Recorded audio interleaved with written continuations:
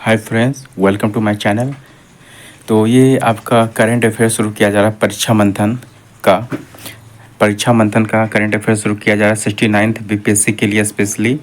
और ये आपके बिहार आगामी बिहार के जितने एग्जाम, चाहे बिहार पुलिस हो या बीपीएससी हो, सभी के लिए काफ़ी उपयोगी होगा। और ये आपका परीक्षा उपयोगी समसामयिक स्मरणीय तथ्य है, जो कि स्पेशली है जो आपका 69th बीपीएससी के लिए। तो चलिए शुरू करते हैं हम करंट अफेयर। तो चलिए ज़्यादा टाइम वेस्ट नहीं करते हुए तो चलिए स्टार्ट करते हैं। पहला सवाल, मैथिली मैथिली युवा लेखक अक्षय आनंद आनंद सन्नी को साहित्य अकादमी बाल पुरस्कार मिला है। तो मैथिली युवा लेखक अक्षय आनंद, मैथिली के युवा लेखक अक्षय आनंद सत्री को या सन्नी को साहित्य अकादमी बाल पुरस्कार मिला है। मैथिली युवा लेखक अक्षय आनंद सत्री को साहित्य अकादमी बाल पुरस्कार मिला है। ठीक है, अक्षय को यह पुरस्कार उनकी पोथी ओल कतरा झोल कतरा के लिए मिला है। तो मैथिली के युवा लेखक है अक्षय आनंद सन्नी को साहित्य अकादमी पुरस्कार मिला है, साहित्य अकादमी बाल पुरस्कार मिला है। तो ये किसकी पोथी के लिए मिला है? तो ये पुरस्कार क्यों मिला है? तो ओल कतरा झोल कतरा के लिए। तो किसके लिए मिला है? तो ओल कतरा झोल कतरा के लिए मिला है उन्हें। अब देखते हैं दूसरा, पूर्वी चंपारण के कैथवलिया में दुनिया के सबसे बड़े विराट रामायण मंदिर के निर्माण का काम शुरू हो रहा है। तो पूर्वी चंपारण के कैथवलिया में दुनिया के सबसे बड़े विराट रामायण मंदिर के निर्माण का काम शुरू हो गया है। छत्तीसगढ़ कैडर के 1988 बैच के आईपीएस अधिकारी रवि सिन्हा को खुफिया एजेंसी रॉ का नया चीफ नियुक्त किया गया है। रवि सिन्हा आरा के मूल निवासी हैं। तो जो छत्तीसगढ़ कैडर के 1988 बैच के आईपीएस अधिकारी रवि सिन्हा को जो खुफिया एजेंसी रॉ का नया चीफ नियुक्त किया गया है। रवि सिन्हा कहाँ के मूल निवासी? आपके बिहार के आरा जिला के। तो ये सब सारा पूछा जा सकता है। अब देखते हैं, बिहार की स्मार्ट प्रीपेड मीटर योजना को ओडिशा, बंगाल व झारखंड राज्य भी लागू करेंगे। बिहार के स्मार्ट प्रीपेड मीटर योजना को ओडिशा, बंगाल व झारखंड राज्य भी लागू करेंगे। नवादा जिले के रोह प्रखंड के मनियोचक गांव में कस्तूरबा विद्यालय तालाब की खुदाई के दौरान भगवान विष्णु की 7वीं सदी की दुर्लभ मूर्ति मिली है। तो कहाँ से मिली है? तो नवादा जिले के रोह प्रखंड के मनियोचक गांव से मिली है। तो भगवान विष्णु की 7वीं सदी की दुर्लभ मूर्ति मिली है। अब देखते हैं, नौवीं से 10वीं में पढ़ाई छोड़ने वाले सबसे अधिक बच्चे बिहार के हैं। तो नौवीं से 10वीं में पढ़ाई छोड़ने वाले सबसे अधिक बच्चे कहाँ के? तो बिहार के हैं। तो ड्रॉप आउट रेट 20.26% तक पहुंच गया है, जबकि राष्ट्रीय स्तर पर यह जो 12.6% है। पुणे के छत्रपति शिवाजी स्टेडियम में आयोजित राष्ट्रीय रग्बी बालक प्रतियोगिता में बिहार चैंपियन बना है। तो पुणे के छत्रपति शिवाजी स्टेडियम में आयोजित राष्ट्रीय रग्बी बालक प्रतियोगिता में बिहार चैंपियन बना है। 5 से 11 जून तक कजाकिस्तान में आयोजित एशियन सैम्बो प्रतियोगिता के स्पोर्ट्स सैम्बो इवेंट में बिहार के भौरिक सिंह यादव ने रजत पदक और अभिलाषा ने ब्रॉन्ज मेडल जीतकर नया कीर्तिमान स्थापित किया है।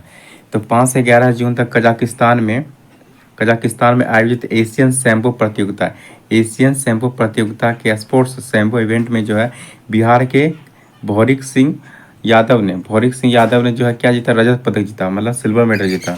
सिल्वर मेडल किसने जीता? तो भौरिक सिंह यादव ने सिल्वर मेडल जीता। और अभिलाषा ने जो है ब्रॉन्ज मेडल जीता। अभिलाषा जो कांस्य पदक जीता, ब्रॉन्ज मेडल जीता आपके अभिलाषा ने, और नया कीर्तिमान स्थापित किया है। आते आगे, बिहार में 2 नए सेंटर ऑफ एक्सीलेंस बनेगा। यह बिहार के गया में कम पानी से मोटे अनाज के लिए तो वैशाली में पान की खेती का सेंटर बनेगा। तो बिहार में 2 नए सेंटर ऑफ एक्सीलेंस बनेगा। यह गया में कम पानी से मोटे अनाज के लिए, तो वैशाली में जो है पान की खेती का सेंटर बनेगा। अब देखते हैं सरकारी अस्पताल में आने वाले मरीजों को दवा देने के मामले में बिहार जो है दूसरे स्थान पे है। तो पहले स्थान पे कौन है आपका? राजस्थान है। पहले स्थान पे कौन है आपका? राजस्थान है। तो सरकारी अस्पताल में आने वाले मरीजों को दवा देने के मामले में बिहार जो है दूसरे स्थान पे, और पहले स्थान पे कौन सा आपका? राजस्थान है। बिहार में चौथा कृषि रोड मैप 2023 से 2028 के लिए लागू हो गया है, जिसके लिए राज्य सरकार जो है इतना करोड़ जो है रुपये खर्च करेगी। तो इतना करोड़ जो है सरकार जो राज्य सरकार जो है खर्च करेगी, इतना करोड़ जो राज्य सरकार क्या है खर्च करेगी। तो बिहार में चौथा कृषि रोड मैप 2023 से 2028 के लिए 2023 से 2028 के लिए पूछा जा सकता है कि बिहार चौथा कृषि रोड मैप जो कब से कब तक का है, तो 2023 से 2028 के लिए लागू हो गया है, जिसके लिए राज्य सरकार जो इतने इतने करोड़ रुपये खर्च करेगी। पटना हाईकोर्ट ने बिहार राज्य में चल रहे जाति आधारित गणना पर जो है रोक लगा दी है। तो पटना हाईकोर्ट ने बिहार राज्य में चल रहे जाति आधारित गणना पर जो है रोक लगा दी है। गया जिले के अतिरिक्त थाने के तपोवन में काले पत्थर के विष्णु, गणेश आदि की जो है प्रतिमा मिली है, और वह क्या है? कुषाण कालीन है। तो ये क्या है? कुषाण कालीन। कुषाण कालीन मतलब आप हिस्ट्री में पढ़े होंगे, तो ये जो थे आपके कनिष्क थे, उसी के कुषाण कालीन काल कहते हैं। तो ये क्या था? 78 ईस्वी के आसपास का था। तो गया जिले के अतिरिक्त थाने के तपोवन में काले पत्थर की विष्णु, गणेश आदि की जो प्रतिमा मिली है, वो क्या है? कुषाण कालीन मूर्तियां हैं, प्रतिमा मिली है।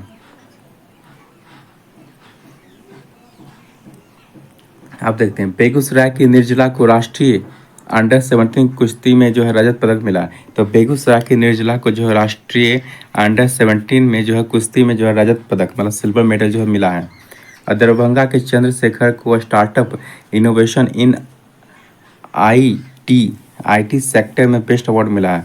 तो दरभंगा के चंद्रशेखर को startup innovation in IT sector में जो बेस्ट अवार्ड मिला है। बिहार में गरुड़ों की संख्या 720 है। बिहार में गरुड़ों की संख्या कितनी? 720, जो कि देश में जो है सर्वाधिक है, जो कि भारत में जो सर्वाधिक है। तो भारत में सर्वाधिक जो गरुड़ों की संख्या कहाँ पे है? तो बिहार में। कितना? 720 है। तो भारत में सर्वाधिक गरुड़ों की संख्या कहाँ पे है? तो बिहार राज्य में है, 720। दुर्लभ प्रजाति की सोनकंठी गोरैया बिहार के मुंगेर के भीम बांध से मिली है। तो दुर्लभ प्रजाति की सोनकंठी गोरैया बिहार के मुंगेर के भीम बांध में मिली है। बिहार में मनरेगा में वर्ष 2022 से 23 में सबसे खराब प्रदर्शन खगड़िया का रहा है। तो मनरेगा में वर्ष 2022 से 23 में सबसे खराब प्रदर्शन किसका रहा है? तो खगड़िया का रहा है। किसका रहा है? खगड़िया का रहा है। और वहीं सबसे बेहतर प्रदर्शन किसका रहा है? तो जमुई जिला का रहा है। और सबसे बेहतर प्रदर्शन किस जिला का रहा है? तो जमुई जिला का रहा है। मुंगेर में 105 एकड़ में बिहार का पहला वानिकी कॉलेज बन रहा है। मुंगेर में जो 105 एकड़ में जो बिहार का पहला वानिकी कॉलेज बन रहा है, बिहार का जो पहला वानिकी कॉलेज बना है। तो मुंगेर में 105 एकड़ में बिहार का पहला वानिकी कॉलेज बना है। ये काफ़ी इंपॉर्टेंट, ये पूछा जा सकता है कि पहला है, तो काफ़ी इंपॉर्टेंट हो जाता है। पहली बार बिहार में हुए एथलेटिक्स मीट में बिहार ने 3 गोल्ड मेडल सहित 7 मेडल जीता है। तो पहली बार बिहार में हुए एथलेटिक्स मीट में बिहार ने 3 गोल्ड सहित 7 मेडल जीता है। इस बार का बिहार दिवस का थीम होगा युवा शक्ति बिहार की प्रगति। इस बार बिहार दिवस का थीम क्या होगा? युवा शक्ति बिहार की प्रगति। चुनाव आयोग ने मैथिली ठाकुर को बिहार का स्टेट आइकन बनाया। चुनाव से पहले वे वोटर जागरूकता अभियान चलाएंगी। तो चुनाव आयोग ने मैथिली ठाकुर को बिहार का स्टेट आइकन बनाया। चुनाव से पहले वे वोटर जागरूकता अभियान चलाएंगी। साइंटिफिक इनोवेशन में बिहार को देश में 5वां स्थान मिला है। साइंटिफिक इनोवेशन में बिहार को देश में 5वां स्थान मिला है। पटना के फतुहा में मल्टी मॉडल लॉजिस्टिक पार्क बनेगा। पटना के फतुहा में जो है मल्टी मॉडल लॉजिस्टिक पार्क बनेगा। बिहार सरकार 2030 तक राज्य को पूरी तरह से एड्स से मुक्त कराने का लक्ष्य रखा गया। तो बिहार सरकार द्वारा 2030 तक राज्य को पूरी तरह से एड्स से मुक्त कराने का लक्ष्य रखा गया है। अभिनेता पंकज त्रिपाठी ने फिल्म मिमी के लिए जो है सर्वश्रेष्ठ सहायक अभिनेता का फिल्म फेयर पुरस्कार जीता है। तो अभिनेता पंकज त्रिपाठी ने फिल्म जो है मिमी के लिए सर्वश्रेष्ठ सहायक अभिनेता का फिल्म फेयर पुरस्कार जीता है। तो सहायक अभिनेता में जो है पंकज त्रिपाठी को जो है फिल्म मिमी के लिए सर्वश्रेष्ठ सहायक अभिनेता का फिल्म फेयर पुरस्कार जीता है। ग्रीन रेलवे स्टेशन परियोजना के तहत भागलपुर रेलवे स्टेशन को सिल्वर ग्रेड प्राप्त हुआ है। तो ग्रीन रेलवे स्टेशन परियोजना के तहत भागलपुर रेलवे स्टेशन को जो है सिल्वर ग्रेड प्राप्त हुआ है। शिक्षक दिवस के अवसर पर केंद्रीय नागरिक उड्डयन और सड़क परिवहन और राजमार्ग राज्य मंत्री जनरल बीके सिंह सेवानिवृत्त। तो बिहार के मधुबनी जिले के डॉक्टर बीरबल झा को सम्मानित ग्लोबल स्किल ट्रेनर अवार्ड 2022 प्रदान किया। तो शिक्षक दिवस के अवसर पर केंद्रीय नागरिक उड्डयन और सड़क परिवहन और राजमार्ग राज्य मंत्री जनरल बीके सिंह जो कि सेवानिवृत्त हैं ने बिहार के मधुबनी जिले के डॉक्टर बीरबल झा को सम्मानित किया, ग्लोबल स्किल ट्रेनर अवार्ड 2022 प्रदान किया। 5 सितंबर 2022 को शिक्षक दिवस के अवसर पर राष्ट्रपति द्रौपदी मुर्मू ने विज्ञान भवन नई दिल्ली में बिहार के शिक्षकों सौरभ सुमन, निशी कुमारी को राष्ट्रीय शिक्षक पुरस्कार 2022 से सम्मानित किया।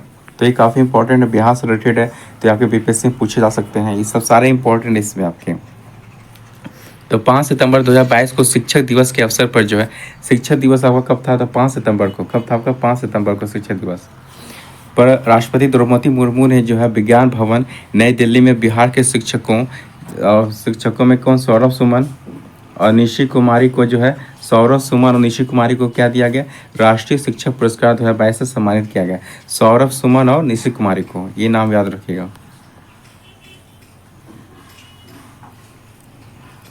पश्चिम चंपारण के बिहार क्षेत्र के मोतिहारी की रहने वाली डॉक्टर मधुबाला सिन्हा को हाल ही में हार्वर्ड वर्ल्ड रिकॉर्ड्स द्वारा उनकी साहित्यिक रचनाओं के लिए सम्मानित किया गया। पश्चिम चंपारण के बिहार क्षेत्र के मोतिहारी की रहने वाली डॉक्टर मधुबाला सिन्हा को हाल ही में हार्वर्ड वर्ल्ड रिकॉर्ड्स द्वारा उनकी साहित्यिक रचनाओं के लिए सम्मानित किया गया। प्रधानमंत्री राष्ट्रीय बाल पुरस्कार 2022 से बिहार के धीरज कुमार को सम्मानित किया गया। प्रधानमंत्री राष्ट्रीय बाल पुरस्कार 2022 से किसे सम्मानित किया गया? तो बिहार के धीरज कुमार को सम्मानित किया गया। भारत में भंडारण प्रणाली लागू करने वाला देश का पहला राज्य बिहार है। भारत में भंडारण प्रणाली लागू करने वाला देश का पहला राज्य कौन सा आपका? बिहार है। कौन सा है? बिहार है। भारत का पहला खादी मॉल पटना में खोला गया। भारत का पहला खादी मॉल कहाँ खोला गया आपका? पटना में खोला गया। बिहार सरकार द्वारा शिक्षा का सर्वश्रेष्ठ पुरस्कार मौलाना अबुल कलाम आज़ाद शिक्षा पुरस्कार 2021 किसे दिया गया? डॉक्टर शंकर नाथ झा को सम्मानित किया गया। तो किसे दिया गया? डॉक्टर शंकर नाथ। तो बिहार सरकार द्वारा शिक्षा का सर्वश्रेष्ठ पुरस्कार, तो शिक्षा का सर्वश्रेष्ठ पुरस्कार कौन सा आपका? मौलाना अबुल कलाम आज़ाद शिक्षा पुरस्कार है। तो ये 2021 में किसे दिया गया? डॉक्टर शंकर नाथ झा को सम्मानित किया गया। बिहार के स्वर्ण पदक विजेता खिलाड़ी प्रमोद भगत को राष्ट्रपति द्वारा ध्यानचंद खेल रत्न अवार्ड से सम्मानित किया गया। तो बिहार के स्वर्ण पदक विजेता खिलाड़ी प्रमोद भगत को राष्ट्रपति द्वारा ध्यानचंद खेल रत्न अवार्ड से सम्मानित किया गया। रवि भूषण पांडे को चेतन चौहान स्मृति सम्मान से सम्मानित किया गया। रवि भूषण पांडे को चेतन चौहान स्मृति सम्मान से सम्मानित किया गया। रवि भूषण पांडे को चेतन चौहान स्मृति सम्मान से जो है सम्मानित किया गया। हाल ही में बिहार के खिलाड़ी पल्लवी कौन? पल्लवी राज ने वर्ल्ड किक बॉक्सिंग चैंपियनशिप में अंडर 16 में स्वर्ण पदक जीता, मतलब गोल्ड मेडल जीता। तो हाल ही में बिहार के खिलाड़ी कौन? पल्लवी राज ने वर्ल्ड किक बॉक्सिंग चैंपियनशिप में अंडर 16 वर्ग में स्वर्ण पदक जीता।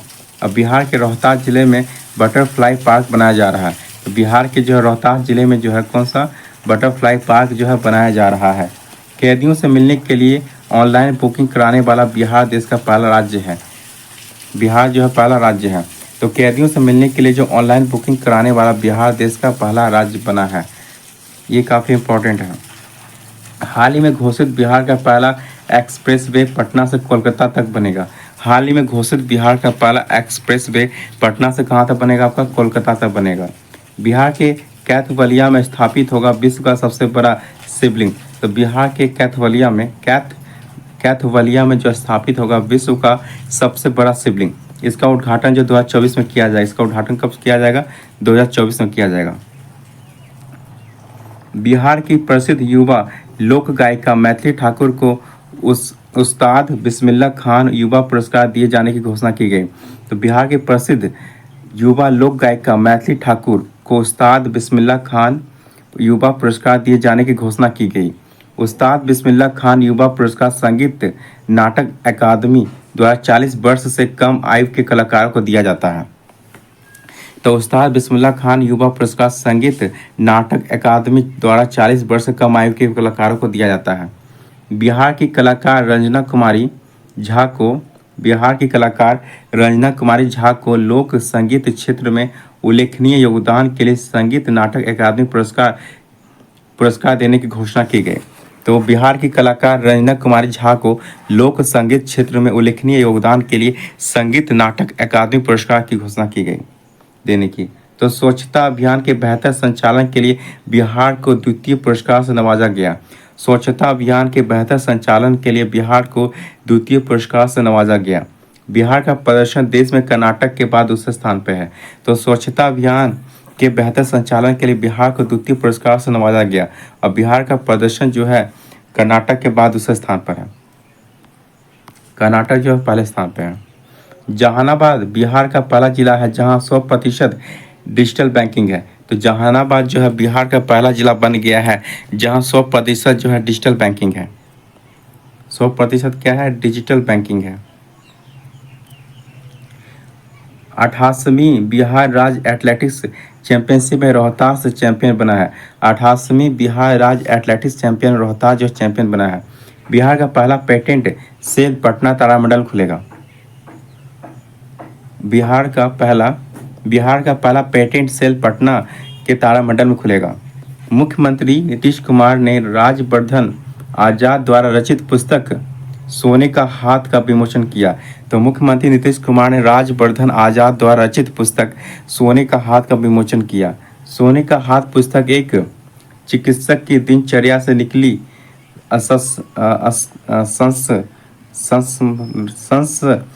स्मरणात्मक कहानियों का संग्रह है। स्मरणात्मक कहानियों का संग्रह है। तो मुख्यमंत्री नीतीश कुमार ने राजवर्धन आजाद द्वारा रचित पुस्तक सोने का हाथ का विमोचन किया है। सोने का हाथ पुस्तक क्या है? चिकित्सक की दिनचर्या से निकली स्मरणात्मक कहानियों का एक संग्रह है। मधुबनी में भुवनेश्वर के लिंगराज मंदिर की तर्ज पर बन रहा है मनसा देवी का मंदिर। तो मधुबनी में जो है भुवनेश्वर के लिंगराज मंदिर की तर्ज पर जो है बन रहा है मनसा देवी का मंदिर। कहाँ? बिहार के मधुबनी जिला में। और किसके तर्ज पर बन रहा था? भुवनेश्वर के लिंगराज मंदिर के तर्ज पर बन रहा है। बिहार सरकार ने हर खेत में सिंचाई का पानी योजना का लक्ष्य जो है रखा है 2025 तक। तो बिहार सरकार ने हर खेत में सिंचाई का पानी योजना का लक्ष्य रखा है कब तक? 2025 तक रखा है। मगही पान राज्य स्तरीय डाक टिकट प्रदर्शनी बिहार डिजिपैक्स 2022 में बिहार के प्रसिद्ध मगही पान पर विशेष आवरण का विमोचन किया गया। इस अवसर पर डाक टिकट भी जारी किया गया। ध्यातव्य है कि 2018 में जर्दालू आम कतरनी चावल के साथ मगही पान को जीआई टैग दिया गया था। तो मगही पान जो है राज्य स्तरीय डाक टिकट प्रदर्शनी बिहार डिजिपैक्स 2022 में बिहार के प्रसिद्ध मगही पान पर विशेष आवरण का विमोचन किया गया। इस अवसर पर डाक टिकट भी जारी किया गया। ध्यातव्य है कि वर्ष 2018 में जर्दालू आम कतरनी चावल के साथ मगही पान को जीआई टैग दिया गया। हाल ही में बिहार में सिंचाई और बाढ़ की योजनाओं की मॉनिटरिंग के लिए दृष्टि ऐप का शुभारंभ किया गया। दृष्टि ऐप का शुभारंभ किया गया। तो किस लिए किया गया? तो बिहार में सिंचाई और बाढ़ की योजनाओं की मॉनिटरिंग करने के लिए क्या दृष्टि ऐप का शुभारंभ किया गया। प्रत्येक वर्ष तारापुर जो कि मुंगेर में है तो 15 फरवरी को शहीद दिवस मनाया गया। प्रत्येक वर्ष तारापुर में जो है जो कि मुंगेर में है 15 फरवरी को जो शहीद दिवस मनाया गया। हाल ही में पर्यटन मंत्रालय की रिपोर्ट के अनुसार विदेशी पर्यटकों के आने के मामले में बिहार का 9वां स्थान है। बिहार का कितना स्थान है? आपका 9वां। ये आपका रैंक याद रखिएगा। बिहार का कितना कितना स्थान है? 9वां स्थान है। ध्यातव्य है कि सबसे अधिक पर्यटन जो है महाराष्ट्र में है। तो एक नंबर पे क्या है? महाराष्ट्र। तो महाराष्ट्र में जो सबसे ज़्यादा पर्यटक मतलब घूमने आए। इसके बाद जो है तमिलनाडु तथा उत्तर प्रदेश का स्थान है। बिहार का कितना स्थान है? आपका 9वां। ये सब याद रखिएगा।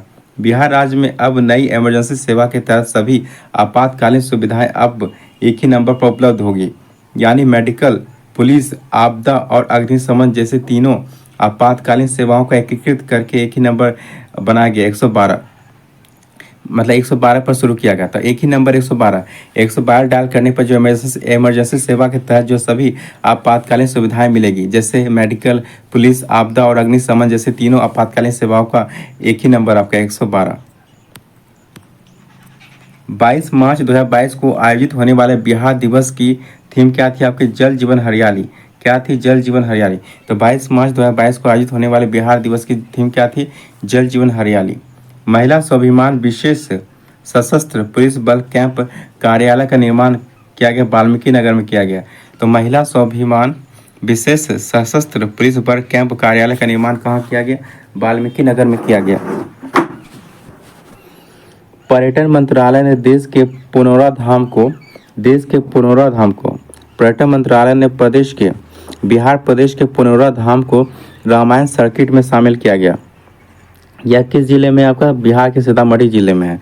तो पर्यटन मंत्रालय ने प्रदेश के पुनौरा धाम को रामायण सर्किट में शामिल किया है। यह सीतामढ़ी जिले में स्थित है। रामायण सर्किट का संचालन स्वदेश दर्शन योजना के तहत किया जा रहा है, जो पर्यटन मंत्रालय के अंतर्गत आता है। बिहार में भी जमीन की रजिस्ट्री में अब आधार कार्ड अनिवार्य होगा। तो बिहार में अब जमीन की रजिस्ट्री करने में क्या आपका आधार कार्ड जो आपका अनिवार्य होगा। बिहार में मध्य प्रदेश की तर्ज पर अब जमीन और मकान खरीदने बेचने पर आधार ऑथेंटिकेशन अनिवार्य होगा। इसके संबंध में राज्य मद्य निषेध उत्पाद एवं निबंधन विभाग के अपर मुख्य सचिव के पाठक ने आदेश जारी किया है। तो अब बिहार में जमीन की रजिस्ट्री और जमीन की लेन देन पे जो आपका क्या होगा? आधार जो है ऑथेंटिकेशन जो अनिवार्य होगा। राज्य में आधार ऑथेंटिकेशन अनिवार्य होने से संपत्तियों के बेनामी ट्रांजैक्शन पर रोक लगेगी। वहीं खरीदार विक्रेता की सही पहचान भी आधार नंबर ऑथेंटिकेशन से आसान हो जाएगी, जिससे फर्जीवाड़ा पर क्या होगा? रोक लगेगी। विदित है कि पहले फर्जी व्यक्ति को करा जमीन रजिस्ट्री का जो मामला सामने आता रहता था, इस पर अब बिल्कुल ही रोक लग जाएगी। राज्य में रजिस्ट्री ऑफिस में बिना काम जो भीड़ होती है, आधार ऑथेंटिकेशन अनिवार्य होने से इसमें भी कमी आएगी। विभागीय स्तर से जारी निर्देश के बाद अब जमीन रजिस्ट्री के दौरान खरीदार व विक्रेता के साथ गवाह व पहचान की जो है आवश्यकता पड़ती थी, वह भी अब खत्म हो जाएगी। आधार ऑथेंटिकेशन से भी गवाह व पहचान की प्रक्रिया रजिस्ट्री ऑफिस में ही पूरी हो जाएगी। तो ये सब काफ़ी इम्पोर्टेंट है। देश में CBDC का इस्तेमाल करने वाला पहला नगर निगम बना है क्या? पटना नगर निगम बना है। तो भारत में जो है CBDC का इस्तेमाल करने वाला जो है पहला नगर बना है पटना नगर निगम बना है पटना। बिहार के पटना नगर निगम के महापौर, उप महापौर एवं नगर आयुक्त ने भारतीय रिजर्व बैंक द्वारा निर्मित डिजिटल करेंसी ई-रुपये का शुभारंभ किया, जिससे अब इस डिजिटल करेंसी का उपयोग संपूर्ण पटना नगर निगम क्षेत्र में किया जाएगा। गौरतलब है कि भारत में CBDC central bank digital currency इस्तेमाल करने वाला पहला नगर निगम कौन सा बना? पटना नगर निगम है। इस दौरान पार्षदों के लिए कार्यशाला का भी आयोजन किया गया, जहां उन्हें डिजिटल ई-रुपये के लाभ इस्तेमाल की जानकारी दी गई। उल्लेखनीय है कि CBDC एक डिजिटल मुद्रा है, लेकिन यह करेंसी निजी करेंसी से अलग है। पिछले एक दशक में क्रिप्टो करेंसी का बाजार तेजी से बढ़ा है। निजी डिजिटल मुद्राएं किसी भी व्यक्ति की देनदारियों का प्रतिनिधित्व नहीं करती है, क्योंकि उनका कोई जारीकर्ता नहीं है। बिहार का अरवल महिला थाना 5 जनवरी 2023 को केंद्रीय गृह मंत्रालय ने बिहार के अरवल महिला पुलिस थाना को वर्ष 2022 के लिए देश के शीर्ष 3 थानों में चुना है। अरवल महिला पुलिस थाने का चयन अनुसंधान व केसों के निष्पादन, अपराध रोकने की पहल, मामलों में आरोप पत्र दायर करने की तेज गति आदि में सर्वश्रेष्ठ प्रदर्शन के आधार पर किया गया है। उल्लेखनीय है कि देश के सर्वश्रेष्ठ 3 थानों में ओडिशा के गंजाम जिले का अस्का थाना और उत्तराखंड के चंपावत जिले का बनवास पुलिस थाना भी शामिल है। तो कौन सा? ओडिशा के गंजाम जिले का अस्का थाना और उत्तराखंड के चंपावत जिले का बनवास पुलिस थाना भी शामिल है। और उसमें एक बिहार का कौन सा आपका अरवल महिला पुलिस थाना भी शामिल है।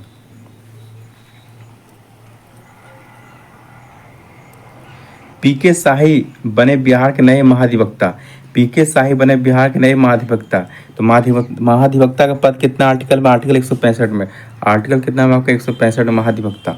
तो 13 जनवरी 2023 को बिहार सरकार ने राज्य के पूर्व मंत्री और पटना उच्च न्यायालय के वरिष्ठ अधिवक्ता प्रशांत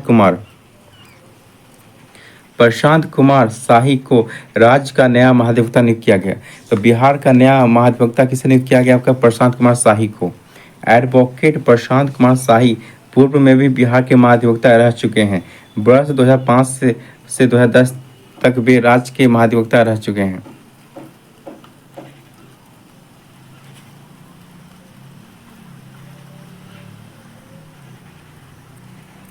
तो एडवोकेट जनरल रहे थे। इन्हें नीतीश कुमार की सरकार में शिक्षा मंत्री भी बनाया गया था। तो इन्हें जो है नीतीश कुमार सरकार में जो है शिक्षा मंत्री बनाया गया था। मंत्री पद से हटने के बाद वे फिर से पटना हाईकोर्ट में वकालत करने लगे। जस्टिस के विनोद चंद्रन ने ली पटना हाईकोर्ट के मुख्य न्यायाधीश पद की शपथ। तो जस्टिस के विनोद चंद्रन ने ली पटना हाईकोर्ट के मुख्य न्यायाधीश के पद की शपथ। तो पटना हाईकोर्ट के नए मुख्य न्यायाधीश कौन बने आपके? जस्टिस विनोद चंद्रन। तो मुख्य न्यायाधीश कौन है? विनोद चंद्रन। तो जस्टिस के विनोद चंद्रन। तो जस्टिस के विनोद चंद्रन जो है पटना हाईकोर्ट के मुख्य न्यायाधीश बने। 29 मार्च 2023 को राज्यपाल राजेंद्र विश्वनाथ आर्लेकर ने जस्टिस के विनोद चंद्रन को पटना हाईकोर्ट के मुख्य न्यायाधीश के पद और गोपनीयता की शपथ ली। तो पटना हाईकोर्ट के मुख्य न्यायाधीश अब कौन बन गया? विनोद चंद्रन। विदित है कि इससे पहले जस्टिस के विनोद चंद्रन केरल हाईकोर्ट के सीनियर मोस्ट जज थे। तो पटना हाईकोर्ट के जज जो अभी बने हैं वर्तमान में के विनोद चंद्रन, ये पहले कहाँ के थे? तो केरल हाईकोर्ट के सीनियर मोस्ट जज थे।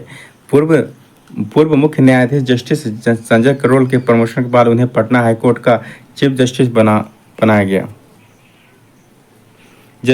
जस्टिस संजय करोल के प्रमोशन के बाद उन्हें पटना हाईकोर्ट का चीफ जस्टिस बनाया गया। राजभवन की नई वेबसाइट। 9 जून 2022 को बिहार के राज्यपाल फागू चौहान ने राजभवन बिहार की नई वेबसाइट को लॉन्च किया। भारत सरकार द्वारा निर्धारित सभी मानकों के आधार पर तैयार की गई यह वेबसाइट हिंदी एवं अंग्रेजी दोनों भाषाओं में उपलब्ध है।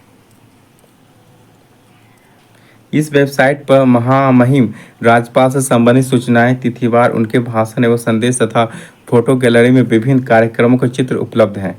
इसके अतिरिक्त इस पर राज्यपाल सचिवालय द्वारा जारी की गई अधिसूचना, परिपत्र, आदेश, प्रेस विज्ञप्ति, विश्वविद्यालय एवं उनके कुलपति, प्रति कुलपति एवं रजिस्ट्रार से संबंधित अद्यतन जानकारी इत्यादि भी उपलब्ध हैं। अब देखते हैं ग्राम पंचायतों में डिजिटल सिग्नेचर अनिवार्य। अब ग्राम पंचायतों में क्या होगा? डिजिटल सिग्नेचर क्या होगा? अनिवार्य होगा। 10 जून 2022 को बिहार राज्य के पश्चिमी चंपारण में राज्य शासन ने 15वें वित्त आयोग की राशि निकासी के लिए जो है डिजिटल सिग्नेचर सर्टिफिकेट आवश्यक कर दिया है। अब बिना डिजिटल सिग्नेचर के राज्य वित्त व 15वें वित्त की धनराशि का भुगतान नहीं हो पाएगा। शासन की ओर से वित्तीय राशि निकासी में हो रहे भ्रष्टाचार को लेकर जो है यह कदम उठाया गया है। अब बिहार में जातीय जनगणना। 1 जून 2022 को बिहार सरकार द्वारा सर्वदलीय बैठक में सर्वसम्मति से यह निर्णय लिया गया कि बिहार में सभी धर्मों की जातियों और उपजातियों की गणना होगी। बिहार सरकार के अनुसार जाति आधारित गणना कराने का उद्देश्य लोगों को आगे बढ़ाना है ताकि राज्य का कोई भी व्यक्ति उपेक्षित न रहे। मई अब घरेलू हिंसा में बिहार का जो है दूसरा स्थान है। घरेलू हिंसा में जो है मतलब डोमेस्टिक वायलेंस में जो है बिहार का जो है दूसरा स्थान है। मई 2022 में केंद्रीय स्वास्थ्य मंत्री मनसुख मंडाविया द्वारा सर्वेक्षण 5 से संबंधित एक रिपोर्ट जारी की गई। इस रिपोर्ट में जो है महिलाओं के खिलाफ घरेलू हिंसा के मामले में जो बिहार जो है कर्नाटक के बाद जो है दूसरे स्थान पे। पहला नंबर पे कौन, डोमेस्टिक वायलेंस में पहले स्थान पे कौन, आपका कर्नाटक है। कौन है आपका, कर्नाटक है। पहले स्थान पे कर्नाटक, सब ज़्यादा डोमेस्टिक वायलेंस मतलब घरेलू हिंसा कहाँ पे होता है, आपका कर्नाटक में होता है। और दूसरे नंबर पे कहाँ पे होता है, आपका बिहार में होता है। तो कर्नाटक जो है कि नंबर पे है, सब ज़्यादा डोमेस्टिक वायलेंस होता है कर्नाटक में, उसके बाद होता है बिहार में होता है और दूसरे स्थान पे है। जबकि लक्षद्वीप में घरेलू हिंसा सबसे कम है और लक्षद्वीप में जो घरेलू मतलब डोमेस्टिक वायलेंस जो है सबसे कम है और लक्षद्वीप में घरेलू हिंसा जो है सबसे कम है, 2.1% है। इस रिपोर्ट के अनुसार भारत में लगभग 1/3 महिलाओं ने शारीरिक या यौन हिंसा का अनुभव किया है, जबकि देश में महिलाओं के खिलाफ घरेलू हिंसा 31.2% से घटकर जो 29.3% हो गई है।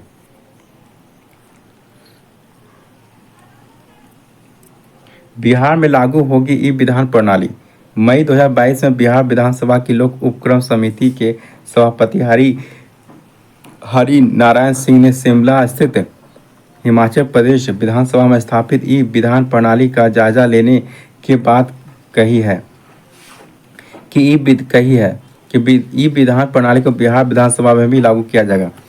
तो जो है तो 2022 में बिहार विधानसभा की लोक उपक्रम समिति के सभापति हरि नारायण सिंह ने शिमला स्थित हिमाचल प्रदेश विधानसभा में स्थापित ई विधान प्रणाली का जायजा लेने के बाद कहा है कि बिहार में भी जो है ई विधान प्रणाली को भी लागू किया जाएगा। उल्लेखनीय है कि हिमाचल प्रदेश में ई विधान प्रणाली की शुरुआत कब हुआ था, आपका 4 अगस्त 2022 को हुआ था।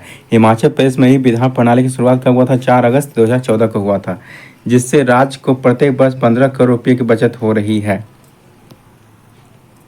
विदित हो कि बिहार विधान परिषद 25 नवंबर 2011 को पूरी तरह से नेवा प्लेटफॉर्म पर जाने वाला देश का पहला सदन बन गया है।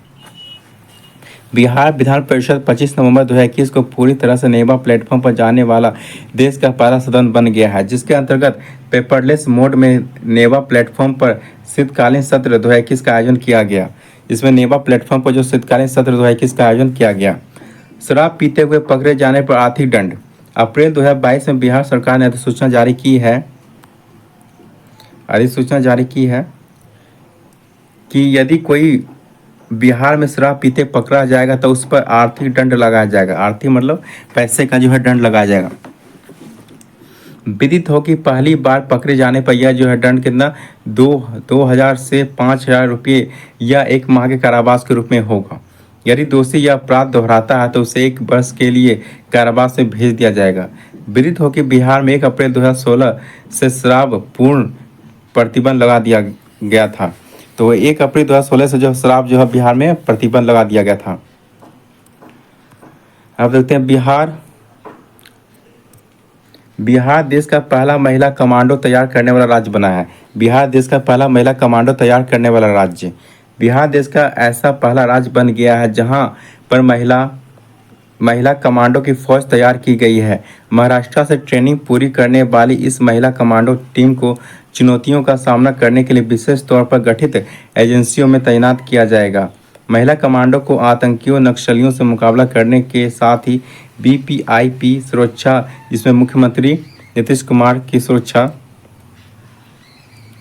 में शामिल स्पेशल सिक्योरिटी ग्रुप है, उसमें भी शामिल किया जा सकता है। आतंकियों व नक्सलियों का मुकाबला करने के लिए उन्हें आतंक विरोधी दस्ते ATS और स्पेशल टास्क फोर्स STF में भी शामिल किया जाएगा। अब देखते हैं योजना, परियोजना, पहल और अभियान। Door to door parcel product योजना। 1 जनवरी 2023 को बिहार की राजधानी पटना में आयोजित भारतीय रेलवे और डाक विभाग और बिहार सर्किल के अधिकारियों और कारोबारियों को बैठक में कहा गया कि अब पटना की कारोबारियों की ट्रेन से अपना पार्सल मतलब सामान देश के किसी भी कोने में भेजने और प्राप्त करने के लिए रेलवे स्टेशन का चक्कर नहीं लगाना पड़ेगा। इनके लिए डाक विभाग और भारतीय रेलवे मिलकर door to door parcel product योजना शुरू कर रहे हैं। इस योजना के तहत पार्सल को बिना टूट फूट के सुरक्षित पहुंचाया जाएगा। इसके लिए डाक विभाग ने बजाज एलियांज बीमा कंपनी के साथ समझौता किया है, जिसके तहत पार्सल की कुल लागत 30% और जीएसटी प्रीमियम देकर बीमा भी करा सकते हैं। इसके तहत 100% बीमा का लाभ कारोबारियों को मिलेगा। इसके अलावा कारोबारियों का पार्सल बुकिंग स्थान पर 24 से 36 घंटे के बीच पहुंच जाएगा। इस योजना के तहत 35 से 100 किलो तक का पार्सल बुक किया जाएगा। आओ खेलो सह गैर आवासीय प्रशिक्षण योजना।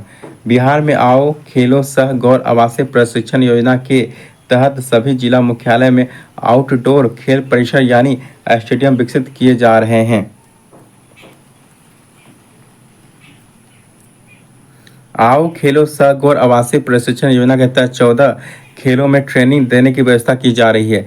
इसमें athletic, volleyball, kabaddi, kho kho, taekwondo, boxing, badminton, football, fencing, sepak टकरा, शतरंज, बास्केटबॉल, तीरंदाजी और योग के खिलाड़ियों को ट्रेनिंग दी जाएगी। इन स्टेडियम में स्टेट लेवल तक के खेलों का आयोजन किया जाएगा। खिलाड़ियों को खेलने के लिए पटना या अन्य राज्यों में आने जाने की जरूरत नहीं पड़ेगी। गंडक गंगा नदी जोड़ योजना 29 जून 2023 को बिहार के सूचना एवं जनसंपर्क सह जल संसाधन मंत्री संजय कुमार झा तो कौन अभी बिहार के सूचना एवं जनसंपर्क सह जल संसाधन मंत्री कौन है? संजय कुमार झा ने कहा कि मुख्यमंत्री नीतीश कुमार के निर्देश पर शुरू होने वाली गंडक गंगा नदी जोड़ योजना के राज्य के गोपालगंज, सिवान और सारण जिले के लिए जो है वरदान साबित होगी।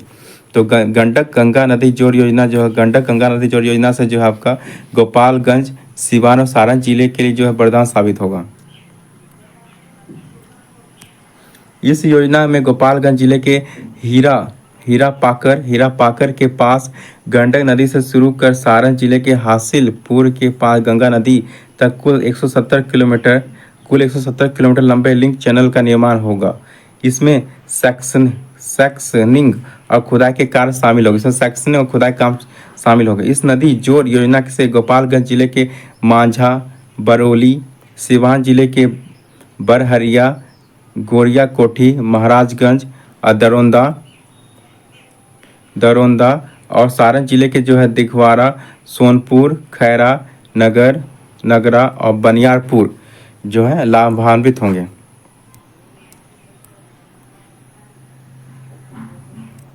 और मढ़ौरा आदि प्रखंडों निवासी जो है लाभान्वित होंगे। इन क्षेत्रों में भूजल स्तर में सुधार और पर्यावरण संतुलन के लिहाज से भी एक महत्वपूर्ण योजना साबित होगी।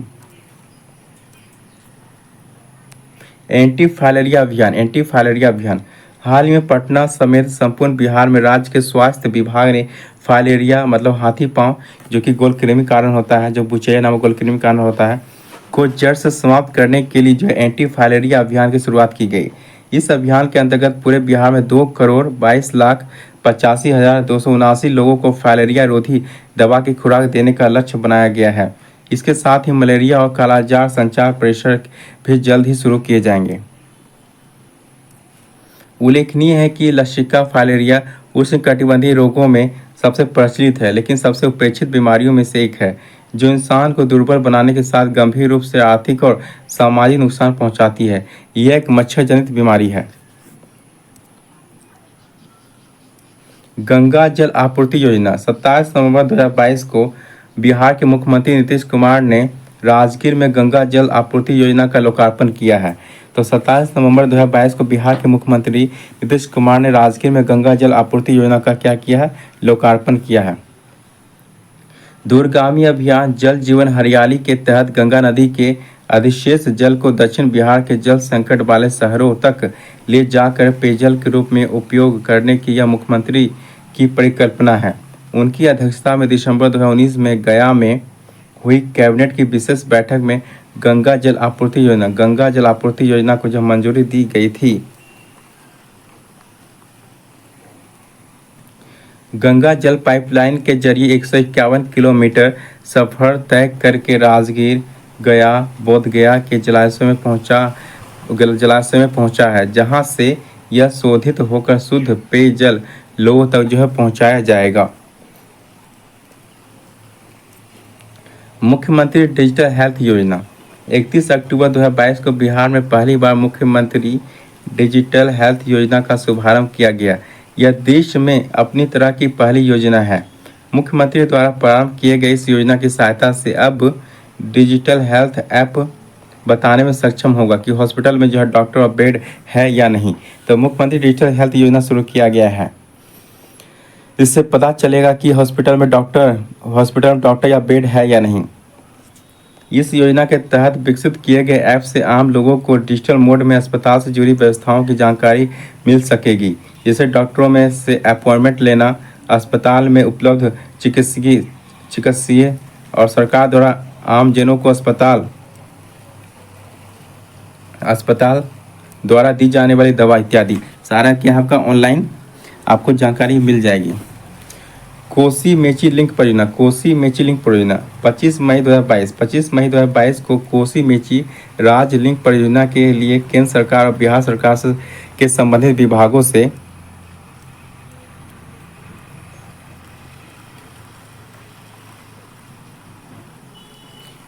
से पर्यावरण सहित सभी तरह की औपचारिक स्वीकृति प्राप्त हो गई। विदित हो कि यह बिहार की पहली और देश की दूसरी सबसे बड़ी नदी जोड़ो परियोजना है, जो हर खेत तक पानी पहुंचाने का कार्य करेगी। यह परियोजना पूरा होते ही पंजाब और हरियाणा के बाद अगली हरित क्रांति बिहार में होगी। तो पंजाब और हरियाणा के बाद अगली हरित क्रांति कहाँ पे होगी? बिहार में होगी। इस परियोजना में केंद्र और राज्य का अनुपात क्या होगा? 60:40 होगा। कितना होगा? 60:40 होगा। मतलब 60 जो है केंद्र का पैसा लगेगा 60% और 40% लगेगा किसका? आपका राज्य का। इस परियोजना के डीपीआर के लिए 2,78,00,000 रुपये की प्रशासनिक खर्च की स्वीकृति प्रदान की गई। 2,78,00,000 रुपये की प्रशासनिक खर्च की स्वीकृति प्रदान की गई। पश्चिमी कोशी नगर परियोजना का डीपीआर 1962 में बना था और 1972 में इस पर काम प्रारंभ हो चुका था, लेकिन वह कार्य अब तक पूरा नहीं हो सका है। बांका जमुई में लगेगी 200 मेगावाट सौर ऊर्जा उत्पादन की परियोजना। बांका और जमुई में लगेगी 200 मेगावाट सौर ऊर्जा उत्पादन की परियोजना। 26 मई 2022 को बांका में 75 और जमुई में 126 मेगावाट मतलब टोटल 200 मेगावाट की सौर ऊर्जा परियोजना के लिए Bihar State Power Holding Company Limited, North Bihar Power Distribution Company Limited एवं South Bihar Power Distribution Company Limited का सतलज जल विद्युत निगम लिमिटेड SJVN के साथ समझौता हुआ है, जिसके तहत जो है आपका बिहार बांका और जमुई में लगेगी 200 मेगावाट सौर ऊर्जा उत्पादन की परियोजना। इन परियोजनाओं के पूरा होते बिहार के अंदर सौर ऊर्जा उत्पादन की क्षमता बढ़कर कितना हो जाएगी? 830 मेगावाट हो जाएगी। अब देखते हैं उड़ान अभियान। इस अभियान के तहत किशोरियों को बाल विवाह, दहेज, उत्पीड़न, पोषण, किशोरावस्था में होने वाली समस्याओं तथा रोजगार प्रशिक्षण दिया जाएगा। इस अभियान को महिला एवं बाल विकास निगम ने राज्य के 22 जिलों में लॉन्च किया है। इस अभियान को महिला एवं बाल विकास निगम ने राज्य के 22 जिलों में लॉन्च किया है। कुशल युवा कार्यक्रम। यह कार्यक्रम सरकार के साथ निश्चय में से एक आर्थिक हल युवाओं को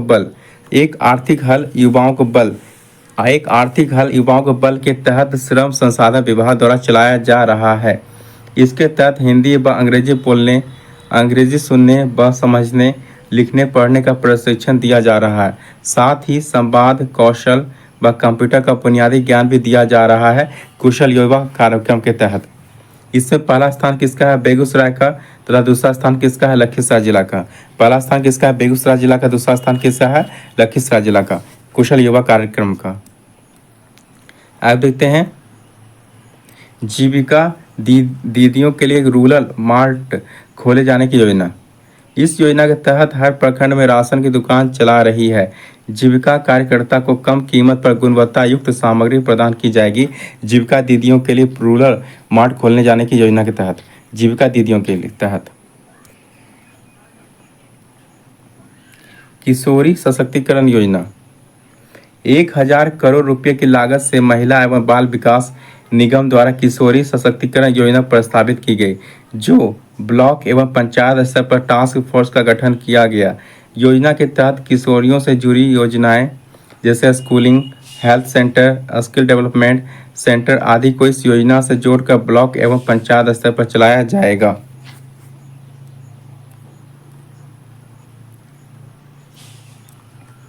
बाल हृदय योजना में संशोधन इलाज हेतु बच्चे के साथ साथ जाने वाले तीमारदार को मिलने वाली परिवहन भत्ता को 5,000 से बढ़ाकर कितना कर दिया, 10,000 कर दिया गया। 6 वर्ष से कम उम्र के बच्चों के साथ 2 अभिभावकों को जाने की अनुमति है। बाल हृदय योजना में संशोधन किया गया। इस योजना का आरंभ 7 निश्चय 2 के तहत किया गया है। हृदय में छेद के साथ जन्मे बच्चे को सरकार की ओर से मुफ्त इलाज का प्रावधान है। बाल सहायता योजना मुख्यमंत्री नीतीश कुमार द्वारा बाल सहायता योजना के अंतर्गत 18 वर्ष होने तक 15,000 रुपये प्रतिमाह प्रदान किए जाएंगे। 15,000 रुपये के क्या, तो बाल सहायता योजना के तहत जो है 18 वर्ष होने तक जो 15,000 रुपये प्रतिमाह प्रदान किए जाएंगे। योग्यता, ऐसे बच्चे जिनके माता पिता दोनों की मृत्यु हो गई है, जिनमें एक की मृत्यु कोरोना से ही हो। और अन्य घोषणाएं, वैसे अनाथ बच्चे बच्चियां जिनके अभिभावक नहीं हैं, उनकी देखरेख बाल गृह में की जाएगी। ऐसे अनाथ बच्चियों का कस्तूरबा गांधी बालिका आवासीय विश्वविद्यालय में प्राथमिकता पर नामांकन कराया जाएगा।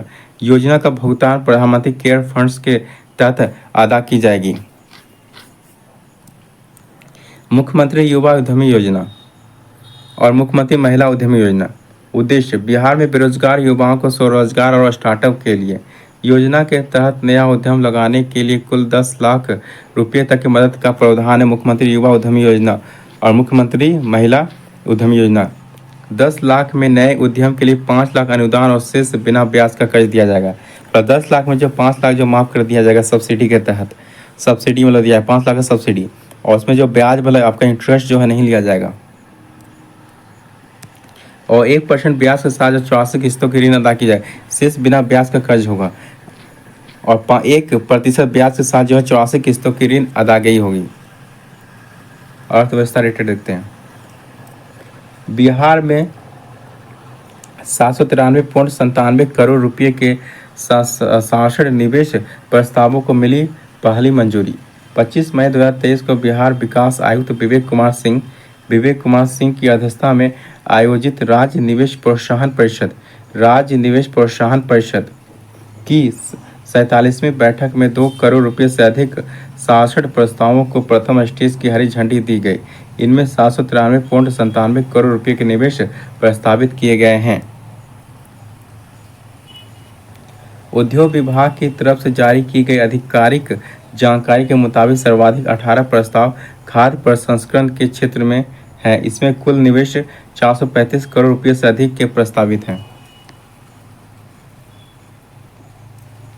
इसके अलावा राइस मिल के 18 प्रस्तावों में 104.75 करोड़ रुपये के प्रस्ताव, जनरल मैन्युफैक्चरिंग के 11 प्रस्तावों में 62.48 करोड़ रुपये और टेक्सटाइल सेक्टर के 6 प्रस्तावों में 42.64 करोड़ रुपये और टूरिज्म सेक्टर के 4 प्रस्तावों में 62.99 करोड़ रुपये और प्लास्टिक एवं रबर सेक्टर के 4 प्रस्तावों में 41.97 करोड़ रुपये और शेष 6 प्रस्ताव में 43.78 करोड़ रुपये निवेश प्रस्तावों को जो हरी झंडी दी गई। सबसे अहम निवेश प्रस्ताव, पहला, किशनगंज के ठाकुरगंज का मक्का आधारित 2 यूनिट प्रस्तावित है। इसमें 238 करोड़ रुपये और 92 करोड़ का निवेश जो है किया जाएगा।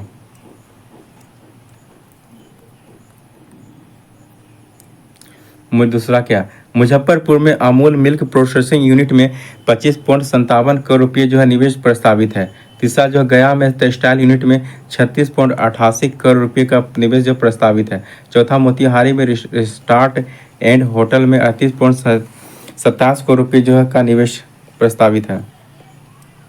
पाँचवा, सिवान के दाऊद नगर में होटल निर्माण में 14.53 करोड़ रुपये का निवेश। पटना में जब प्लास्टिक एवं रबर सेक्टर की 2 यूनिटों में 32 करोड़ रुपये का जो है निवेश प्रस्तावित है। गया में हेल्थ केयर सेक्टर में 19.93 करोड़ रुपये का निवेश संभव है। भोजपुर में एयर कूलर निर्माण यूनिट में 11 करोड़ रुपये का जो निवेश प्रस्ताव है। और इसके अलावा 2 करोड़ से कम 51 निवेश प्रस्तावों पर सहमति दी गई। इसमें कुल 52.49 करोड़ रुपये के निवेश प्रस्तावित है। खाद्य प्रसंस्करण के 20 प्रस्तावों में 20.54 करोड़ रुपये, एक राइस मिल में 84.50 लाख रुपये, जनरल मैन्युफैक्चरिंग सेक्टर के 9 प्रस्तावों में 11.12 करोड़ और प्लास्टिक और रबर के 9 प्रस्तावों में 6.93 करोड़ और टेक्सटाइल सेक्टर में जो है 4.97 करोड़। स्मॉल मशीन मैन्युफैक्चरिंग के 2 प्रस्ताव 89 लाख आईटी एवं आईटीईएस के 2 प्रस्तावों में 2.24 करोड़ और हेल्थ केयर के 3 प्रस्तावों जो है 2.64 करोड़ रुपये के निवेश प्रस्तावित किए गए हैं। इसका मॉडल भगवान महावीर आयुर्विज्ञान संस्थान पावापुरी को माना गया है। अब बिम्स के भवनों के रंग जैसा ही सभी मेडिकल कॉलेजों के भवनों की रंगाई पुताई की जाएगी।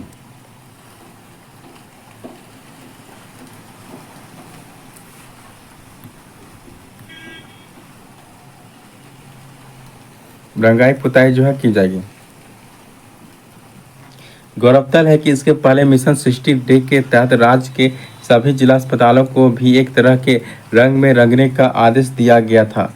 राज्य के सभी जिला अस्पतालों के भवनों को एक रंग में रंगाई कर दिया गया है। इस फॉर्मूले को बढ़ाते हुए अब मेडिकल कॉलेजों के भवनों और वार्डों को एक समान रंग में करने का निर्देश दिया गया।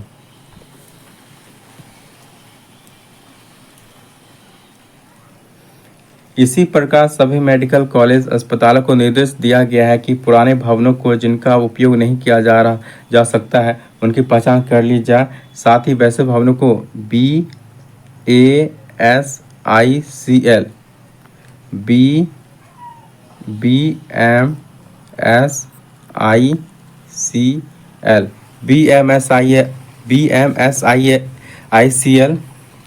के माध्यम से जमींदोज कराने की कार्रवाई की जाए, मतलब हटाने की। जहानाबाद जो 100% डिजिटल बैंकिंग वाला पहला जिला। 11 अक्टूबर 2022 को भारतीय रिजर्व बैंक और केंद्रीय वित्त मंत्रालय के संयुक्त प्रयास से बिहार का जहानाबाद जिला जो पहला 100% डिजिटल बैंकिंग वाला जो जिला बन गया है। राज्य में लोगों को घर बैठे बैंकिंग सुविधा का लाभ देने के लिए डिजिटल बैंकिंग को बढ़ावा दिया जा रहा है ताकि हर जिला, हर कस्बा और हर पंचायत डिजिटल हो सके। इस दिशा में भारतीय रिजर्व बैंक और केंद्रीय वित्त मंत्रालय के संयुक्त प्रयास से पायलट प्रोजेक्ट के रूप में जो बिहार के 3 जिलों में डिजिटल बैंकिंग को लेकर अभियान चलाए जा रहे हैं। मक्का उत्पादन में बिहार का जो रिकॉर्ड स्थान। बिहार ने 7 जिलों में 50 क्विंटल प्रति एकड़ मक्का का जो उत्पादन कर विश्व रिकॉर्ड बनाया है। पूर्व में यह रिकॉर्ड संयुक्त राज्य अमेरिका के नाम था। ध्यातव्य है कि विश्व में सबसे अधिक मक्का का उत्पादन यूएसए करता है। सबसे ज़्यादा विश्व में सर्वाधिक मक्का उत्पादन कौन करता है? आपका यूएसए करता है। इसके बाद कौन है? चीन। उसके बाद क्या? ब्राज़ील। उसके बाद क्या? ब्राज़ील देश आता है। भारत में सर्वाधिक मक्का उत्पादन राज्य कौन सा? कर्नाटक। भारत में जो सर्वाधिक मक्का उत्पादन कौन सा राज्य करता है? कर्नाटक करता है। और दूसरे और तीसरे स्थान में कौन है? मध्य प्रदेश और आंध्र प्रदेश है। विधि एवं न्याय।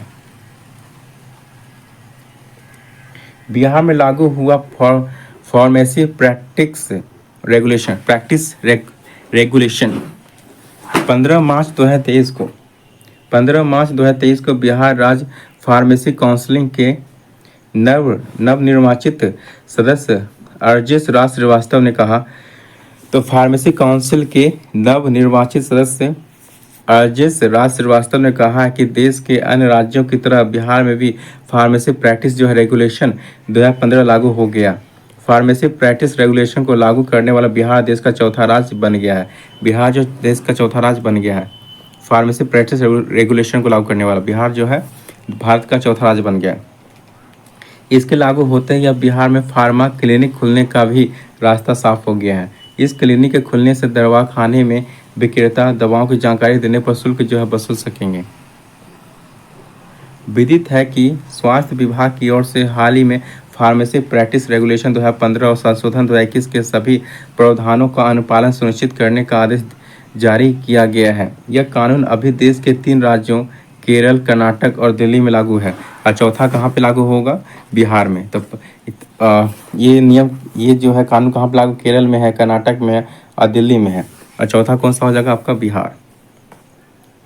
उल्लेखनीय है कि यह रेगुलेशन भारत के राजपत्र में 16 जनवरी 2015 को ही अधिसूचित किया गया है। अब देखते हैं बिहार अधिनियमित निक्षेप स्कीम पाबंदी नियमावली 2023 को मंजूरी।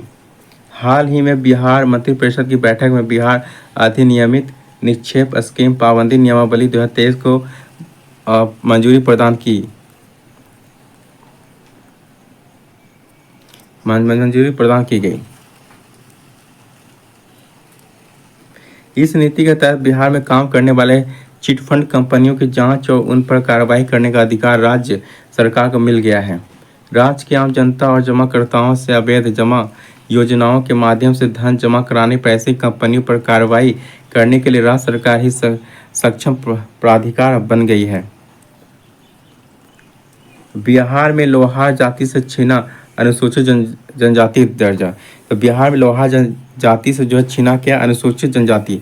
पहले लोहार क्या था? आपके एसटी कैटेगरी में आता था। आपका लोहार जो आपका कास्ट आता है, जाति आता है, लोहार जाति जो है पहले किस में आता था? आपका एसटी जाति में आता था। अब जो है इसे छिन गया है इनसे दर्जा एसटी का। 21 अप्रैल 2022 को बिहार सरकार ने सुप्रीम कोर्ट के फैसले के बाद आदेश जारी कर लोहार जाति से अनुसूचित जाति में शेड्यूल्ड ट्राइब्स का दर्जा जो वापस ले लिया।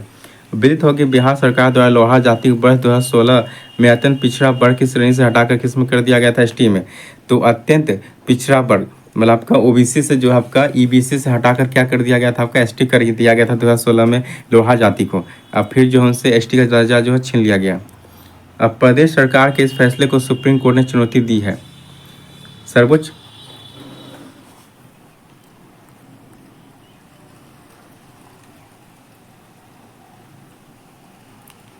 तो सरकार के द्वारा 2016 में अत्यंत पिछड़ा वर्ग श्रेणी से हटाकर अनुसूचित जाति जनजाति कर दिया गया था। प्रदेश सरकार ने इस फैसले को सुप्रीम कोर्ट में चुनौती दी थी। सर्वोच्च न्यायालय ने सुनील कुमार एवं अन्य बनाम राज्य सरकार और अन्य के मामले में 21 फरवरी 2022 को अपने फैसले में राज्य सरकार के वर्ष 2016 के आदेश को जो है निरस्त कर दिया है।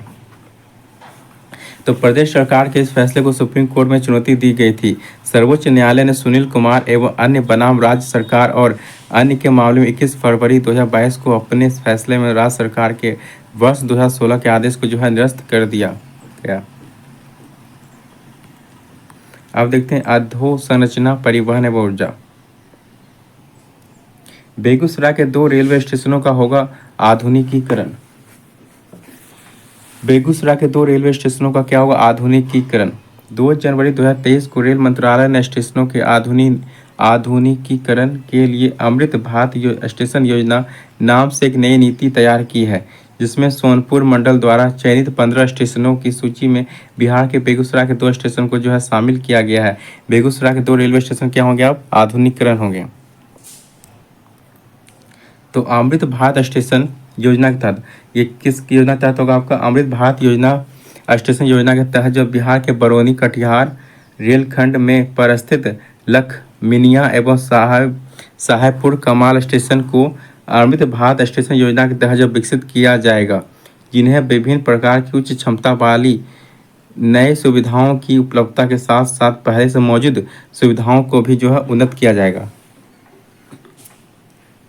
जानकारी के अनुसार रेल मंत्रालय ने आने वाले वर्ष में 1000 से अधिक छोटे स्टेशनों के आधुनिकीकरण के लिए नई योजना विकसित की है। यह योजना रेल मंत्रालय के स्टेशन पुनः विकास अभियान और अमृत भारत स्टेशन योजना का जो है हिस्सा होगी।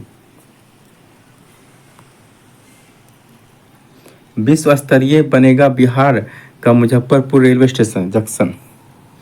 12 मार्च 2023 को रेल भूमि विकास प्राधिकरण के संयुक्त महाप्रबंधक पी.आर. सिंह ने कहा कि राज्य की राजधानी पटना के बाद प्रमुख शहर मुजफ्फरपुर स्थित रेलवे जंक्शन को जो विश्व स्तरीय बनाया जाएगा। रेल भूमि विकास प्राधिकरण के संयुक्त महाप्रबंधक पी.आर. सिंह ने कहा कि मुजफ्फरपुर रेलवे जंक्शन को जो है विश्व स्तरीय बनाने का यह काम 2 फेज में किया जाएगा। प्रथम फेज का काम जो है 2024 में जो है पूरा कर लिया जाएगा। उन्होंने कहा कि स्मार्ट सिटी मुजफ्फरपुर के रेलवे जंक्शन पर यात्रियों की सुविधा के लिए जो है सभी प्रकार की आधुनिक सेवाएं बहाल की जाएगी। यात्री सुरक्षा का खास ख्याल रखा जाएगा। रेलवे जंक्शन पर एयरपोर्ट जैसी सुविधाएं होंगी। मुजफ्फरपुर जंक्शन उत्तर बिहार का सबसे बेहतरीन जंक्शन बनेगा। मुजफ्फरपुर जंक्शन जो उत्तर बिहार का जो सबसे बेहतरीन जंक्शन बनेगा। पटना मेट्रो प्रोजेक्ट के लिए जो जापान देगा 5509 करोड़ रुपये। तो पटना मेट्रो प्रोजेक्ट के लिए जो जापान देगा कितना, 5509 करोड़ रुपया। 29 मार्च 2023 को नई दिल्ली में वित्त मंत्रालय के इकोनॉमिक अफेयर डिपार्टमेंट के अतिरिक्त सचिव कुमार मिश्रा और भारत में जापान के राजदूत सुजुकी हिरोशी के बीच समझौता हुआ है, जिसके अंतर्गत जापान इंटरनेशनल कॉरपोरेशन एजेंसी जिका बिहार की राजधानी पटना में बन रहे मेट्रो रेलवे प्रोजेक्ट के लिए जो है 5509 करोड़ रुपये जो है जापान देगी।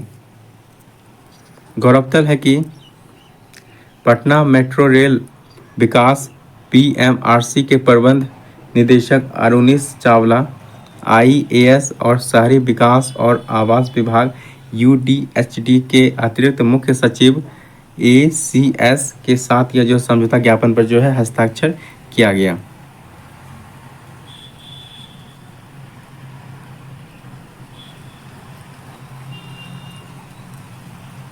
परियोजना का उद्देश्य नए मेट्रो कॉरिडोर और 1 और 2 का निर्माण करके बिहार की राजधानी पटना में यातायात की मांग में वृद्धि को आसान करना है, जिससे शहरी पर्यावरण में सुधार और अर्थव्यवस्था के विकास के साथ साथ सार्वजनिक परिवहन पर केंद्रित शहरी विकास के माध्यम से जलवायु परिवर्तन में जो है योगदान दिया जा सकेगा। बिहार में बन रहा है देश का सबसे लंबा एक्स्ट्रा डोज केबल पुल। बिहार में बन रहा देश का सबसे लंबा एक्स्ट्रा डोज केबल पुल। बिहार राज्य में देश का सबसे लंबा एक्स्ट्रा डोज केबल पुल का निर्माण किया जा रहा है, जिसकी कुल लंबाई कितनी होगी, 22.76 किलोमीटर। 22.76 किलोमीटर। इस पुल की लंबाई 9.76 किलोमीटर व पुल के दोनों तरफ अप्रोच रोड की लंबाई जो है 13 किलोमीटर है। इस पुल के तैयार होने से दक्षिण बिहार व पड़ोसी राज्य झारखंड की तरफ से आने जाने वाले वाहनों को उत्तर बिहार जाने के लिए पटना शहर में आने की जरूरत नहीं होगी। इससे शहर में वाहनों का जो है दबाव कम होगा। लगभग 4988 करोड़ रुपये की कुल लागत वाले इस पुल का पटना छोड़ NH30 पर सबलपुर में तथा वैशाली छोड़ NH 103 पर चकसिंदर में है। गंगा पर 6 लेन एक्स्ट्रा डोज केबल पुल के बनने से राघोपुर दियारा की सूरत बदलने के साथ उत्तर बिहार के लिए जो है नई कनेक्टिविटी होगी। वज्रपात से बचाने को लगेगा हूटर। 11 नवंबर 2022 को बिहार राज्य आपदा प्राधिकरण के आधिकारिक सूत्रों के अनुसार प्राधिकरण ने वज्रपात से लोगों को बचाने के लिए सभी जिलों में हूटर लगाने का निर्णय लिया है, ताकि लोगों को 40 मिनट पहले जो वज्रपात की जो है जानकारी मिल सकेगी। फिलहाल जो है इसको पायलट प्रोजेक्ट के तहत जो हूटर का इस्तेमाल जो औरंगाबाद, पटना व गया जिले में होगा। पायलट प्रोजेक्ट मतलब क्या होता है, पहले इसको ट्राई किया जाएगा, इसको मतलब चेक किया जाएगा, मतलब इसको पहले लगा कर, तो कहाँ पे लगा कर चेक किया जा रहा है, तो औरंगाबाद, पटना व गया जिले में इसको चेक किया जा रहा है फिलहाल पायलट प्रोजेक्ट के तहत। विदित हो कि जून 2022 में जारी वार्षिक वज्रपात रिपोर्ट 2021-22 के अनुसार बिहार बिजली गिरने के मामले में जो है 10वें स्थान पर है। बिहार बिजली गिरने के मामले में कितने 10वें स्थान पे है। कितने स्थान पे है, 10वें स्थान पर है। इस दौरान बिहार में वज्रपात की घटनाएं जो कितना दर्ज हुआ है, 2,59,266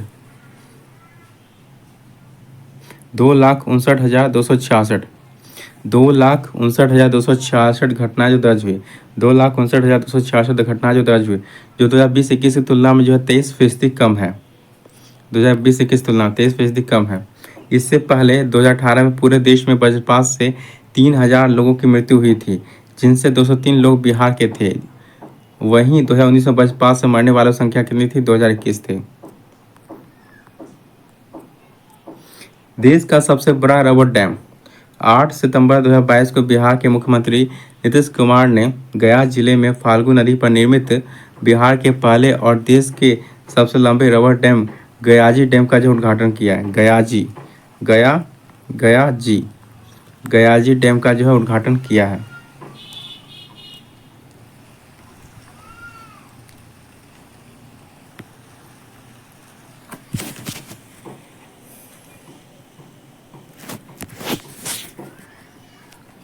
312 करोड़ रुपए की लागत से निर्मित इस बांध में कंक्रीट की जगह रबर का इस्तेमाल किया गया है। यह पर्यावरण की दृष्टि से भी अनुकूल है। यह 3 मीटर ऊंचा और 411 मीटर जो है लंबा है। इसमें 60 से 65 मीटर लंबाई के 6 स्पेन हैं।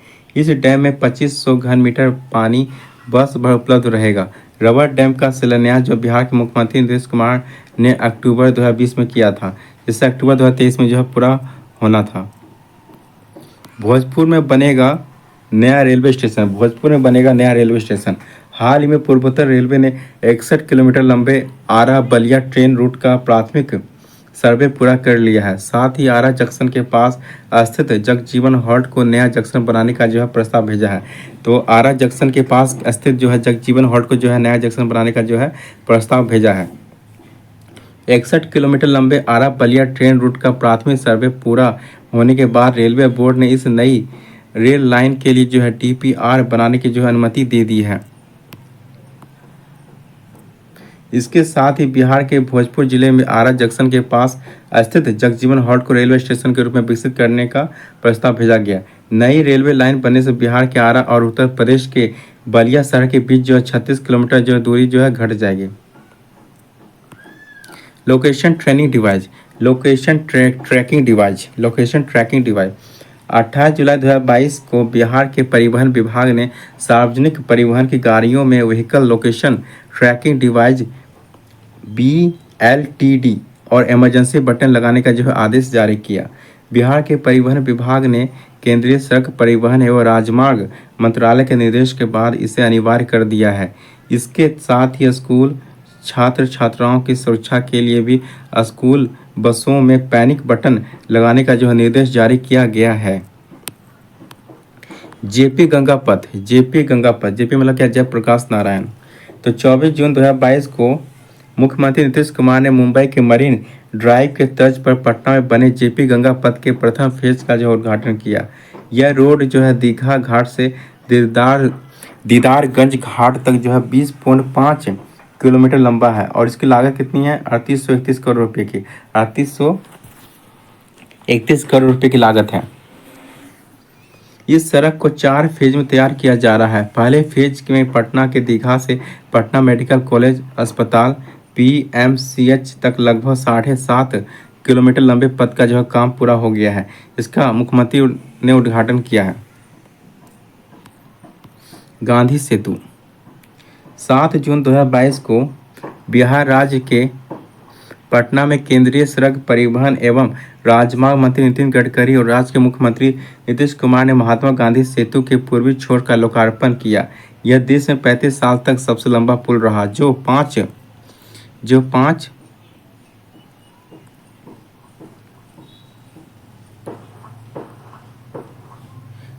साल बाद बनकर जो है तैयार होगा, जो 5 साल बाद जाकर बनकर तैयार हो गया। इसे सीमेंट की जगह जो स्टील से बनाया गया है। यह सेतु जो है देश का सबसे बड़ा स्टील ब्रिज है, जो 5.6 किलोमीटर लंबा है। गांधी सेतु 5.6 किलोमीटर लंबा है। बिहार में 6 रोपवे, बिहार में जो है 6 रोपवे।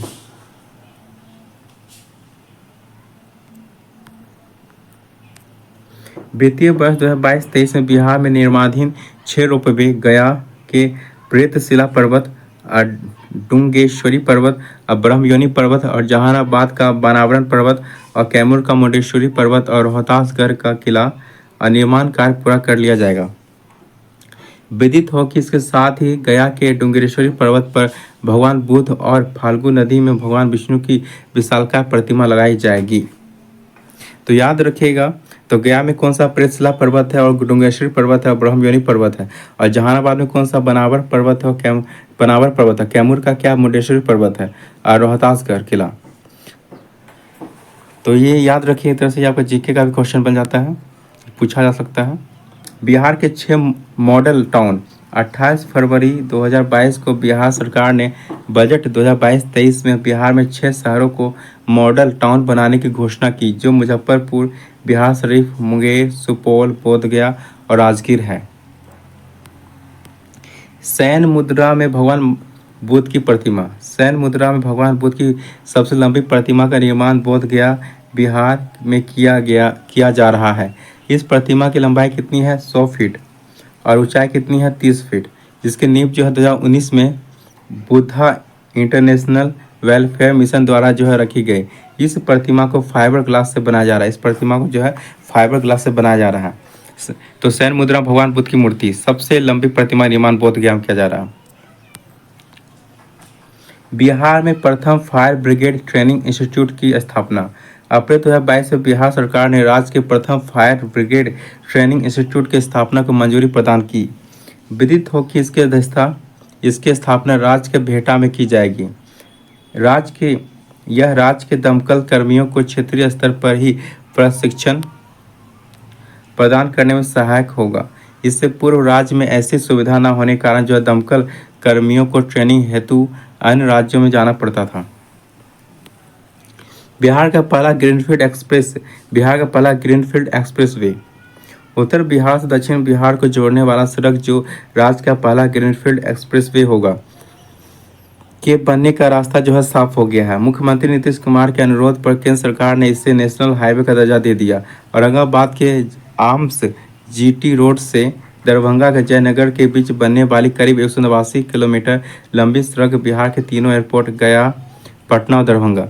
तो बिहार में 3 एयरपोर्ट है, बिहार गया में है, पटना में, दरभंगा के बीच सुगम कनेक्टिविटी प्रदान करेगा। 3 एयरपोर्ट है, बिहार के 3 एयरपोर्ट में गया, पटना और दरभंगा के बीच जो सुगम कनेक्टिविटी प्रदान करेगा। सड़क निर्माण का कार्य जो 2024 तक पूरा करने का लक्ष्य है। बिहार में तैरता बिजली घर। बिहार के दरभंगा और सुपौल में तालाब के ऊपर तैरता हुआ बिजली घर बनाया जा रहा है। दोनों ही शहरों पर बने हैं। तो बिहार के दरभंगा और सुपौल में जो है तालाब के ऊपर तैरता हुआ बिजली घर बनाया जा रहा है।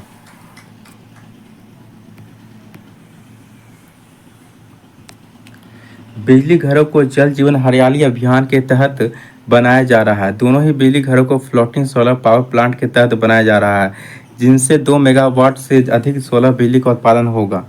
बिहार में पहली बार 1 मेगावाट से अधिक का फ्लोटिंग सोलर पावर प्लांट बनाया जा रहा है। ए एनर्जी प्राइवेट लिमिटेड नामक कंपनी इस परियोजना पर कार्य करेगी। तो ए एनर्जी प्राइवेट लिमिटेड कंपनी जो है इस परियोजना पर जो है कार्य करेगी। पटना में बनेगा विश्व का चौथा पावर म्यूजियम। पटना के कर बिगहिया थर्मल पावर स्टेशन परिसर में वर्ष 2023 तक विश्व का चौथा और देश का पहला पावर म्यूजियम कॉम्प्लेक्स बनकर तैयार हो जाएगा। यह म्यूजियम कॉम्प्लेक्स लगभग 5.5 एकड़ में बनेगा। इसका निर्माण Bihar State Power holding limited कराएगी। निर्माण की जिम्मेदारी रेडिको कंसल्टेंट्स को दी गई है। उल्लेखनीय है कि 6 मेगावाट उत्पादन करने वाला इस पावर स्टेशन को 1984 में बंद कर दिया गया था। 6 मेगावाट उत्पादन करने वाले इस पावर स्टेशन को कब बंद कर दिया गया था? 1984 में बंद कर दिया गया था। तो अब बनेगा पटना बनेगा विश्व चौथा पावर म्यूजियम। ऐतिहासिक लुक में दिखेगा दरभंगा स्टेशन। ऐतिहासिक लुक में दिखेगा Darbhanga railway station. Darbhanga railway station जल्द ही पुरानी दिल्ली, मुंबई, लखनऊ और पटना जैसे रेलवे स्टेशनों की तर्ज पर जो ऐतिहासिक लुक में दिखेगा। रेलवे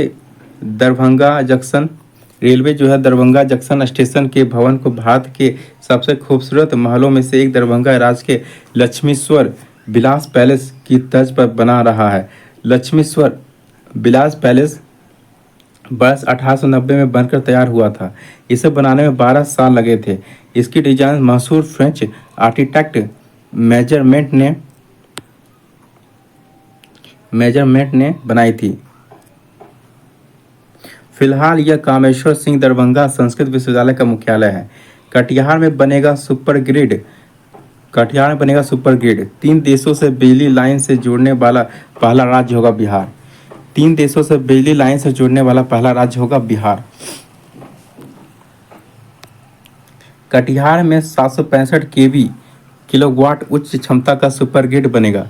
केंद्र ने हरी झंडी देते हुए इसे राष्ट्रीय महत्व की परियोजना घोषित किया है। इस ग्रिड से बांग्लादेश तक ट्रांसमिशन लाइन भी बनेगी, जिससे उसे 800 मेगावाट बिजली दी जाएगी।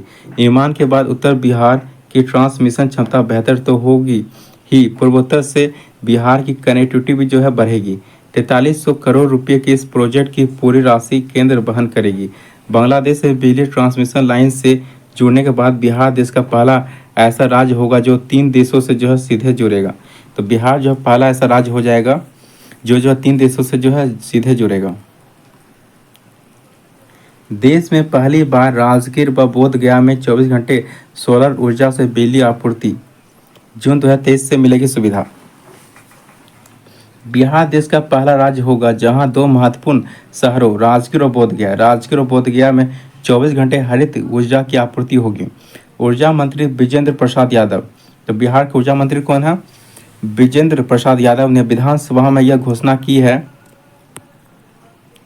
कि उन्होंने कहा है कि अभी देश में किसी शहर में 24 घंटे हरित ऊर्जा से बिजली आपूर्ति नहीं हो रही है। राजगीर और बोध गया में 24 घंटे हरित ऊर्जा से ही बिजली दी जाएगी। इसके अलावा पटना के कुछ खास हिस्सों को भी जो हरित ऊर्जा से बिजली आपूर्ति की जाएगी। हरित ऊर्जा मतलब क्या हो गया आपका, कि जिससे कि आपका पॉल्यूशन ना फैले, तो वैसे चीज़ों से जो आपका हरित ऊर्जा का उत्पादन किया जाएगा और उससे जो है आपके बोध गया और राजगीर में जो है बिजली आपूर्ति की जाएगी 24 घंटे। विज्ञान, स्वास्थ्य एवं पोषण। आईआईटी पटना और सीडेक के मध्य हुआ एमओयू। आईआईटी पटना और सीडेक के मध्य हुआ एमओयू साइन हुआ। क्या हुआ साइन? एमओयू साइन हुआ। 2 मई 2023 को आईआईटी पटना में सितंबर 2023 तक सुपर कंप्यूटर स्थापित करने के लिए आईआईटी पटना और सीडेक के बीच जो है एमओयू साइन हुआ। इस एमओयू पर आईआईटी पटना के निदेशक प्रोफेसर टीएन सिंह और सीडेक के महानिदेशक कौन है? ई मंगेश ने हस्ताक्षर किया है। पटना के सीडेक के महानिदेशक ई मंगेश ने हस्ताक्षर किया है। नेशनल सुपर कंप्यूटिंग मिशन के तहत इस वर्ष सितंबर तक जो है आईआईटी सुपर कंप्यूटर पावर से लेस हो जाएगा। इस सुपर कंप्यूटर को लगाने की लागत जो है कितनी है? 20 करोड़ रुपये होगी। उल्लेखनीय है कि केंद्रीय विज्ञान एवं प्रौद्योगिकी मंत्रालय की ओर से देश के 9 संस्थानों में आईआईटी पटना का जो है चयन किया गया है। तो उल्लेखनीय है कि केंद्रीय विज्ञान और प्रौद्योगिकी मंत्रालय की ओर से देश के 9 संस्थानों में आईआईटी पटना का जो चयन किया गया है। यह सुपर कंप्यूटर एक मील का पत्थर साबित होगा और यह विभिन्न उद्देश्यों के लिए जो उच्च स्तर की डेटा गणना को जो है बढ़ाएगा। इसके द्वारा मौसम का पूर्वानुमान लगाने में मदद मिलेगी। साथ ही इससे कृषि से लेकर बाढ़ की आशंका पर जो है अलर्ट जारी किया जा सकेगा। अब देखते हैं मिशन परिवर्तन। 4 मई 2023 को बिहार के उप मुख्यमंत्री तेजस्वी प्रसाद यादव ने सभी मेडिकल कॉलेज अस्पतालों की सेहत में सुधार के लिए जो है मिशन 60 दिन की तर्ज पर जो है मिशन 60 परिवर्तन लॉन्च किया है।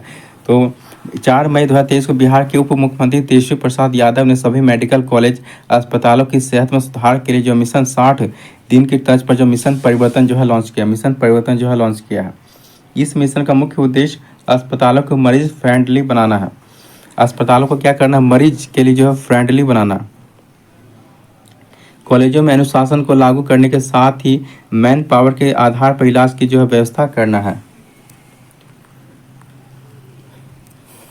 इसके अलावा मेडिकल कॉलेज अस्पतालों में साफ सफाई, मरीजों व परिजनों के बैठने के लिए प्रतीक्षालय में आई हेल्प यू डेस्क स्थापित करना भी इस मिशन के लक्ष्य हैं। तो आई हेल्प यू जो है डेस्क स्थापित करना भी इस मिशन के लक्ष्य हैं।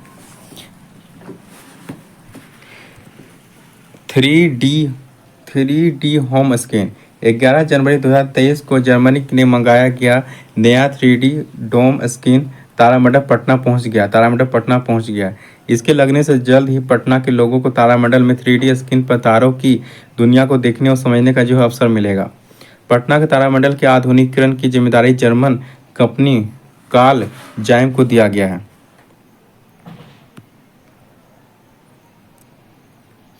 लगभग 34 करोड़ रुपए के आधुनिकीकरण होने से यहाँ सौरमंडल पर बनी वर्ल्ड क्लास फिल्में देख सकेंगे। इसके साथ ही लेजर प्रोजेक्टर RGB किरणों को कंप्यूटर के माध्यम से मिश्रित कर 3D शो के लिए जो वास्तविक रंगों का जो है निर्माण करेगा। तारामंडल के आधुनिकीकरण के साथ ही यहाँ आने वाले विजिटर्स के लिए जो है विजिटर मतलब लोगों के लिए जो है अलग से स्पेस एंड एस्ट्रोनॉमी गैलरी तैयार की जाएगी। तारामंडल के भवन के पहले तल्ले पर करीब 600 वर्ग फुट में 2 करोड़ रुपये से इस नई गैलरी का जो है निर्माण किया जाएगा। इस गैलरी में लोगों को अंतरिक्ष, गैलेक्सी, तारा और सौरमंडल के बारे में मल्टीमीडिया पैनल और इंटरैक्टिव प्रदर्शनों के माध्यम से जो विस्तृत जानकारी दी जाएगी।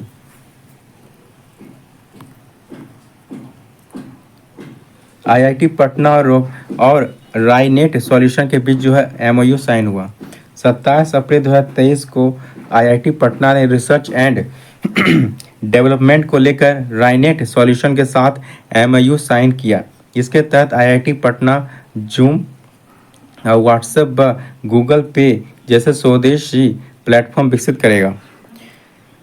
तो IIT पटना और रायनेट सॉल्यूशन के बीच जो MOU साइन हुआ, जिसके तहत जो IIT पटना जूम और व्हाट्सएप व गूगल पे जैसे जो स्वदेशी प्लेटफॉर्म विकसित करेगा। रायनेट सॉल्यूशन और IIT पटना संयुक्त रूप से अगले 3 वर्षों में डिजिटल पेमेंट, धन प्रबंधन, सीमा पार भुगतान, असुरक्षित ऑडियो वीडियो कॉन्फ्रेंसिंग और उन्नत प्रौद्योगिकियों के प्रयोग के क्षेत्र में अनुसंधान परियोजनाएं शुरू करेंगे, जिनमें मशीन लर्निंग, आर्टिफिशियल इंटेलिजेंस और डेटा एनालिटिक्स आदि शामिल हैं। देश का दूसरा सबसे बड़ा हड्डी अस्पताल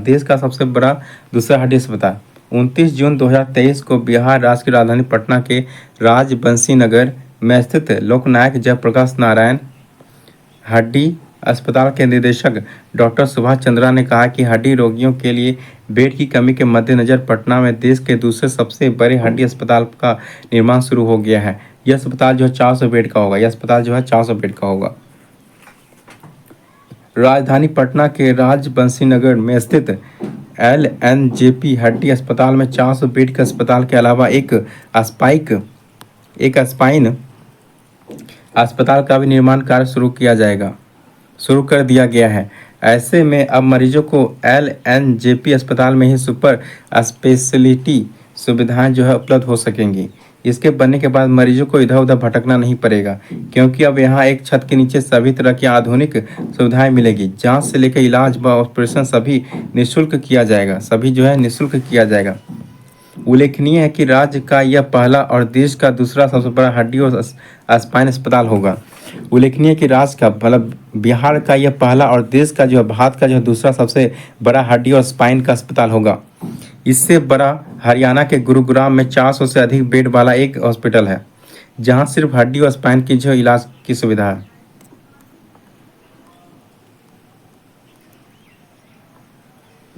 आप देखते हैं मुजफ्फरपुर में बनेगा राज्य का सबसे बड़ा ब्लड बैंक। 7 जून 2023 को बिहार के मुजफ्फरपुर जिले के रेड क्रॉस सचिव उदय शंकर प्रसाद सिंह ने कहा कि मुजफ्फरपुर जिले के कंपनी बाग स्थित रेड क्रॉस में 3 करोड़ की लागत से ब्लड बैंक बनेगा, जो बिहार में अब तक का सबसे बड़ा ब्लड बैंक होगा। मुजफ्फरपुर में जो बनेगा, जो कंपनी बाग रेड क्रॉस में बनने वाला यह ब्लड बैंक अत्याधुनिक सुविधाओं से जो है लैस होगा। यह ब्लड बैंक उत्तर बिहार के मरीजों के लिए वरदान साबित होगा। ब्लड सेपरेशन की अत्याधुनिक मशीनों से तुरंत ही होल ब्लड के 1 यूनिट रक्त से लाल रक्त कण का 3 यूनिट ब्लड तैयार किया जाएगा। इससे डेंगू मरीज, एनीमिया और ब्लड कैंसर और थैलेसीमिया के मरीजों को जो है रक्त की दिक्कत नहीं होगी। दरभंगा में बनेगा बिहार का दूसरा एम्स। 18 अप्रैल 2023 को मुख्यमंत्री नीतीश कुमार की अध्यक्षता में हुई बिहार कैबिनेट की बैठक में दरभंगा एम्स के लिए 3 अरब से अधिक राशि के लिए प्रशासनिक स्वीकृति को जो है मंजूरी दी गई। इस संबंध में जानकारी देते हुए जल संसाधन मंत्री संजय झा ने कहा है कि दरभंगा एम्स के लिए आवंटित भूमि के समतलीकरण एवं विकास पर जो बिहार सरकार 309 करोड़ रुपये जो है 309 करोड़ रुपये से जो अधिक जो है खर्च करेगी। विदित है कि दरभंगा में बनने वाला ये एम्स बिहार का दूसरा एम्स होगा। अब पहला जो है पटना में है ये। बिहार में अब सभी राशन कार्ड धारियों को मिलेगा मुफ्त इलाज। 8 जुलाई 2022 को बिहार के स्वास्थ्य मंत्री मंडल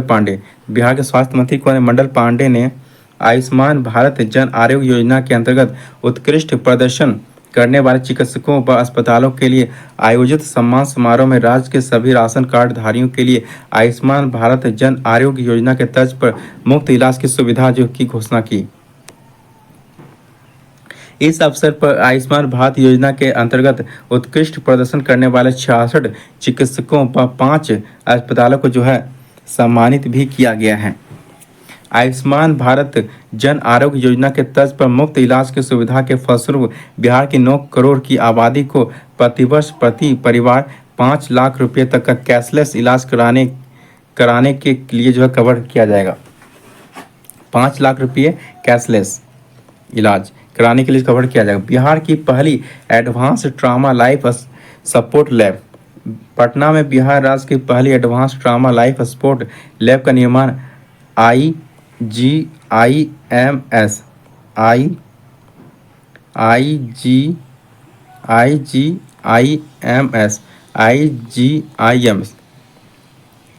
में किया गया। IGIMS में किया गया। लैब के बन जाने के बाद ट्रामा केस में पहले से ज़्यादा बेहतर तरीके से डॉक्टर मरीजों की जान बचा सकेंगे।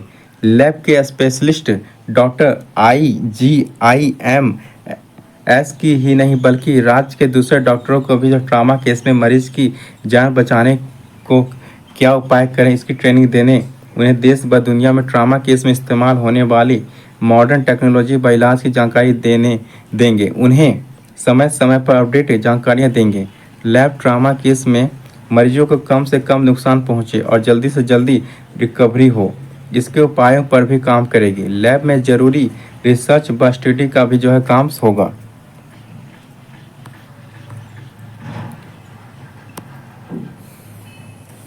पटना मौसम विज्ञान केंद्र को मिला शताब्दी मौसम वेधशाला का दर्जा।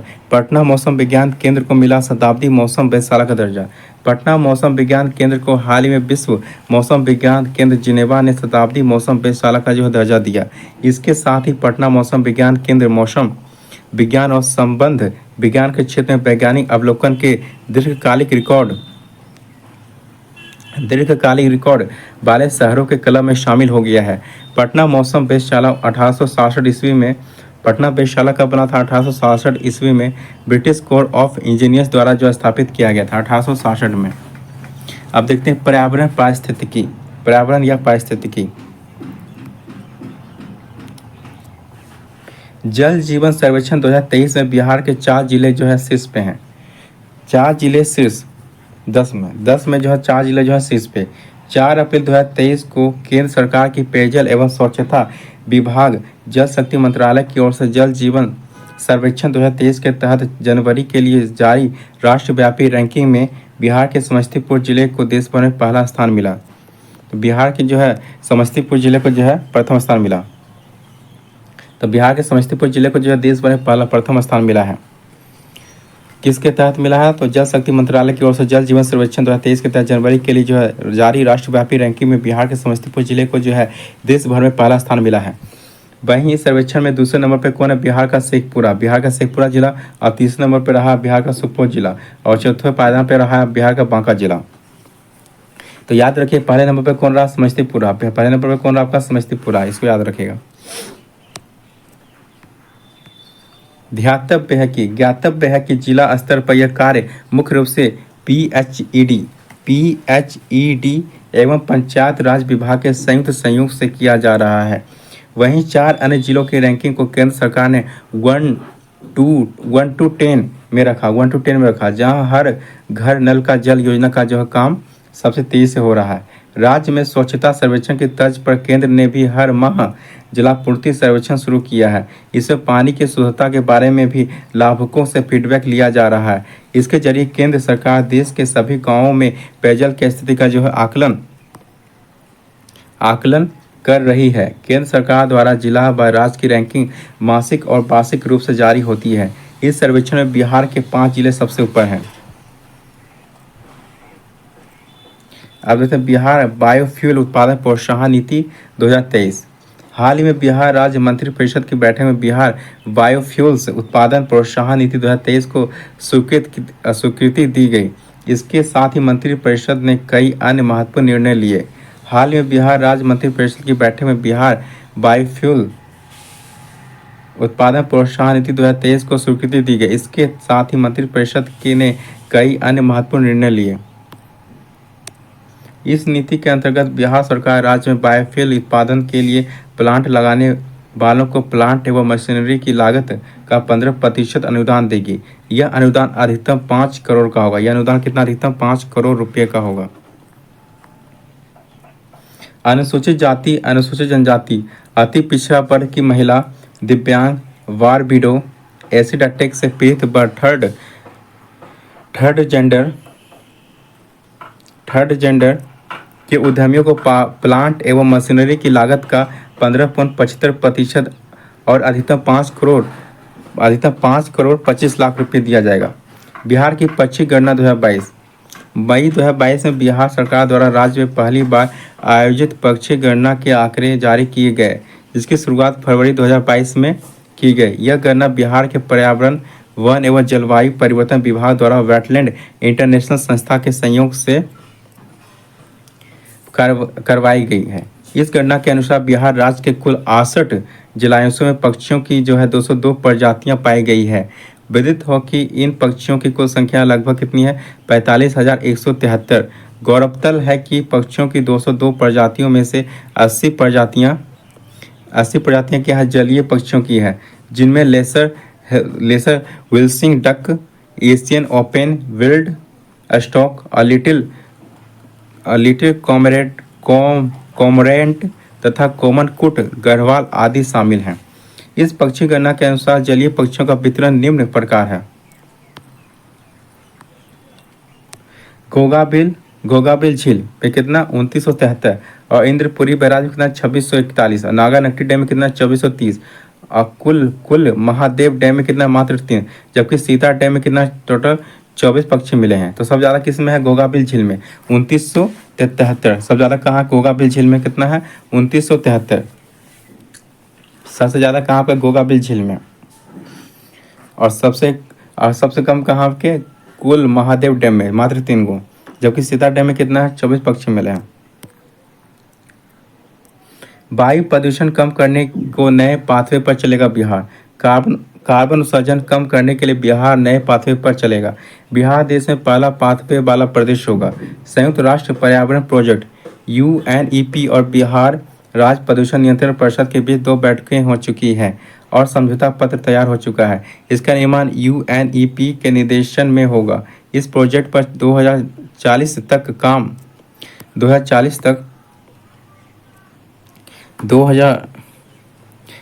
तक काम किया जाएगा।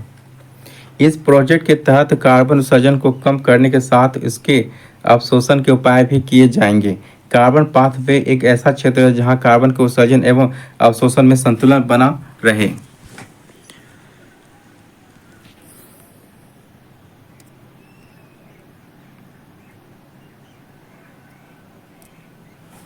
बिहार सरकार ने UNEP के साथ समझौता ज्ञापन पर किया हस्ताक्षर।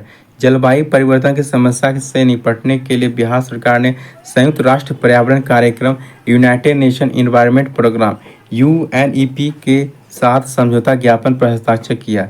इस समझौते के तहत UNEP की मदद से बिहार में प्रदूषण की समस्या को खत्म किया जाएगा। साल 2040 तक बिहार में कार्बन उत्सर्जन कम कर लोगों को प्रदूषण से मुक्ति दिलाने का लक्ष्य रखा गया है। UNEP मतलब यूनाइटेड नेशन एनवायरनमेंट प्रोग्राम प्रदूषण की समस्या खत्म करने के लिए ग्रीन हाउस गैस इन्वेंटरी तैयार करने में तकनीकी मदद मुहैया कराएगा। बिहार राज्य का पहला कछुआ पुनर्वास केंद्र। बिहार राज्य का पहला कछुआ पुनर्वास केंद्र। बिहार राज्य का पहला कछुआ पुनर्वास केंद्र भागलपुर जिले में खोला गया। तो पहला कछुआ पुनर्वास केंद्र कहाँ खोला गया? आपके भागलपुर जिला में खोला गया। इस पुनर्वास केंद्र को वन विभाग के सुंदरवन में बनाया गया है तथा इसके तकनीकी प्रारूप को wild life institute of India Dehradun द्वारा तैयार किया गया है। कछुओं की बढ़ती तस्करी और विलुप्त हो रही प्रजाति को संरक्षित करने के लिए इस पुनर्वास केंद्र को जो खोला गया है। पटना में बनेगा एशिया का पहला डॉल्फिन शोध केंद्र। पटना में बनेगा एशिया का पहला डॉल्फिन शोध केंद्र। बिहार के पटना में 30.52 करोड़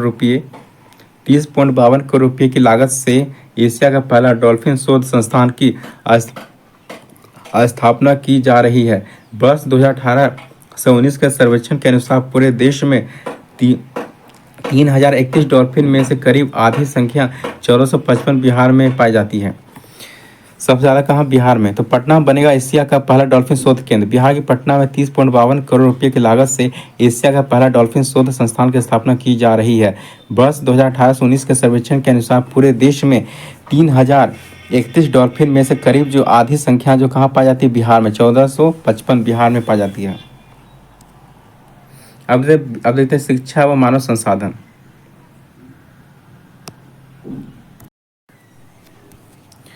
अरविंद पंघरिया बने नालंदा विश्वविद्यालय के कुलाधिपति। अरविंद पंघरिया बने नालंदा विश्वविद्यालय के कुलाधिपति।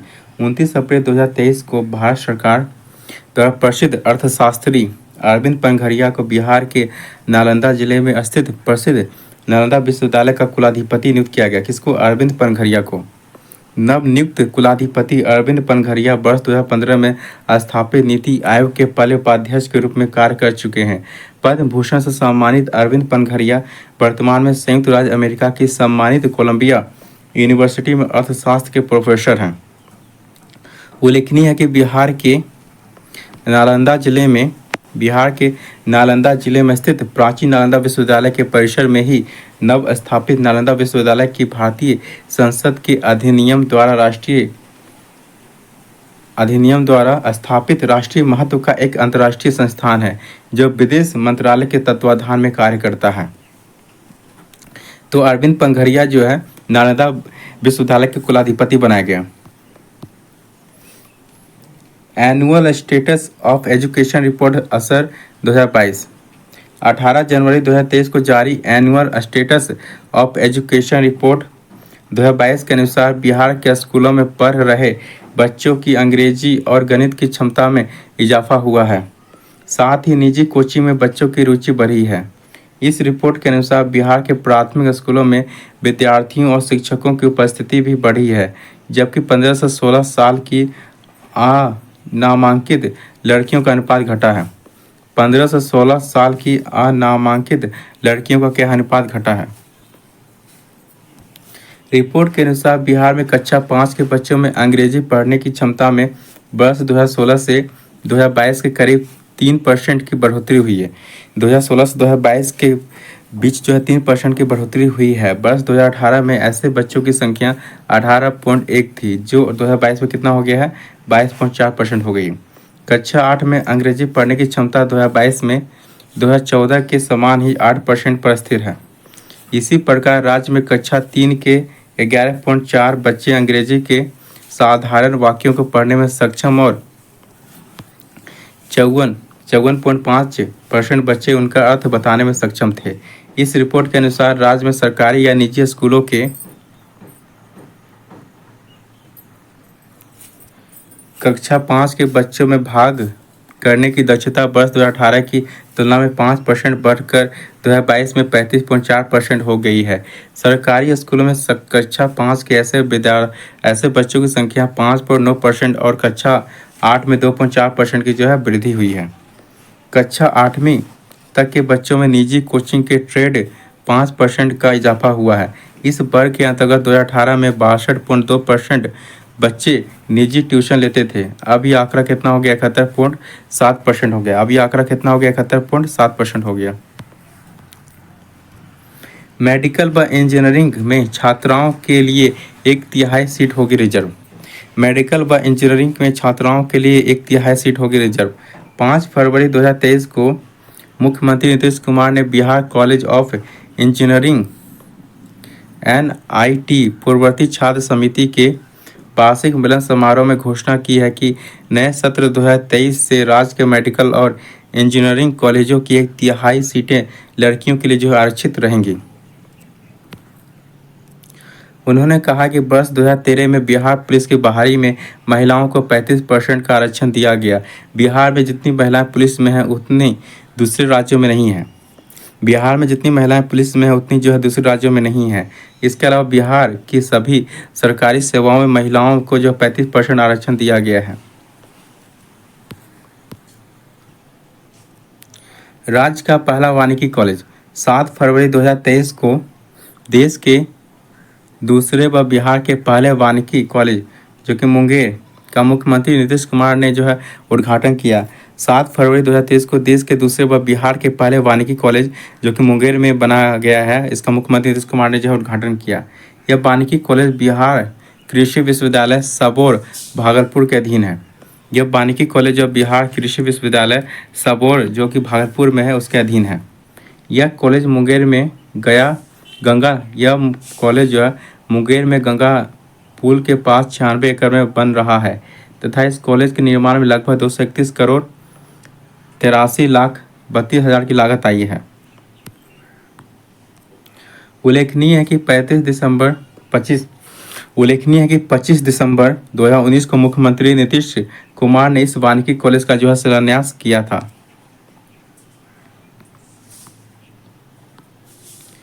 बिहार शिक्षा परियोजनाओं को आत्मरक्षा झांकी में प्रथम स्थान। बिहार में 75वें स्वतंत्रता दिवस के अवसर पर ऐतिहासिक गांधी मैदान में आयोजित समारोह के दौरान प्रदर्शित झांकियों में से बिहार शिक्षा परियोजना को आत्मसुरक्षा विषय पर जो है प्रथम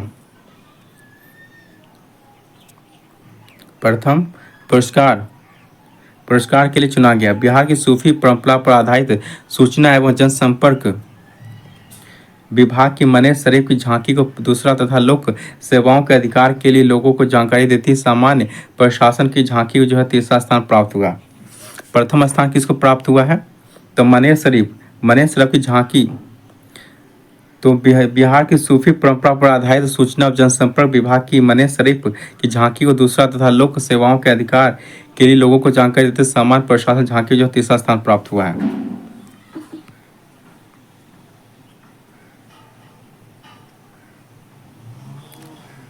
और प्रथम स्थान किसको मिला था आपका बिहार शिक्षा परियोजना को जो आत्मसुरक्षा विषय पर जो है प्रथम पुरस्कार के लिए चुना गया था। बिहार शिक्षा परियोजना को आत्मरक्षा झांकी में जो है बिहार शिक्षा परियोजना को आत्मरक्षा झांकी में जो प्रथम स्थान मिला। अब तो बिहार में जुड़ेगा टैपकॉक पोर्टल से। 5 जनवरी 2023 को बिहार के दूरसंचार विभाग DOT के वरिष्ठ उप महानिदेशक गिरिजेश कुमार मिश्रा ने कहा कि बिहार को जल्द से जल्द TAFCOP telecom analytical for fraud management and consumer protection portal से जोड़ा जाएगा, जिससे राज्य के मोबाइल उपभोक्ता घर बैठे पता लगा सकेंगे कि आपके नाम पर कितने मोबाइल सिम कनेक्शन एक्टिव है तथा इनमें कितने फर्जी ID पर लिए गए और कब से उनका इस्तेमाल किया जा रहा है। उन्होंने बताया कि TAFCOP telephone analytical for fraud management and consumer protection को पोर्टल को विशेष तौर पर नॉर्थ ईस्ट स्टेट से जो है जोड़ा जाएगा। उल्लेखनीय है कि टैपकॉक पोर्टल की शुरुआत 2020 में आंध्र प्रदेश से शुरू की गई। अभी तक आंध्र प्रदेश, केरल, राजस्थान, तेलंगाना, अरुणाचल प्रदेश, नागालैंड, मिजोरम, जम्मू कश्मीर, त्रिपुरा को टैपकॉक से जो है जोड़ा गया है। अब तक बिहार जातीय आधारित सर्वेक्षण का पोर्टल लॉन्च। 23 जनवरी 2023 को बिहार के मुख्य सचिव आमिर सुबहानी द्वारा बिहार जातीय आधारित सर्वेक्षण पोर्टल को लॉन्च किया गया। यह पोर्टल जातीय सर्वेक्षण कार्य में सभी प्रकार के डिजिटल प्रबंधन के लिए उपयोगी होंगी। बिहार में हो रही जाति गणना के पहले चरण का कार्य पूरा हो चुका है। प्रथम चरण में एकत्रित किए गए सभी आंकड़ों को अब इस पोर्टल पर अपलोड किया जाएगा और ये आंकड़े मोबाइल ऐप पर द्वितीय गणना के समय प्रगणक और पर्यवेक्षकों को उपलब्ध होंगे। इसी के आधार पर दूसरे चरण की जो गणना होगी। जाति गणना के पहले चरण में राज्य भर में करीब 2,58,90,000 और 497 परिवारों तक गणना कर्मियों ने जो है पहुंचकर मकान की नंबरिंग की। पहले चरण में परिवार के मुखिया का नाम और वहां रहने वाले सदस्यों की संख्या को अंकित किया गया था। दूसरे चरण में लोगों से 26 प्रकार की जानकारी ली जाएगी। राज्य के बाहर रहने वाले लोगों के नाम भी दर्ज किए जाएंगे। फिलो पोर्टल 6 मई 2022 को बिहार के शिक्षा मंत्री विजय कुमार चौधरी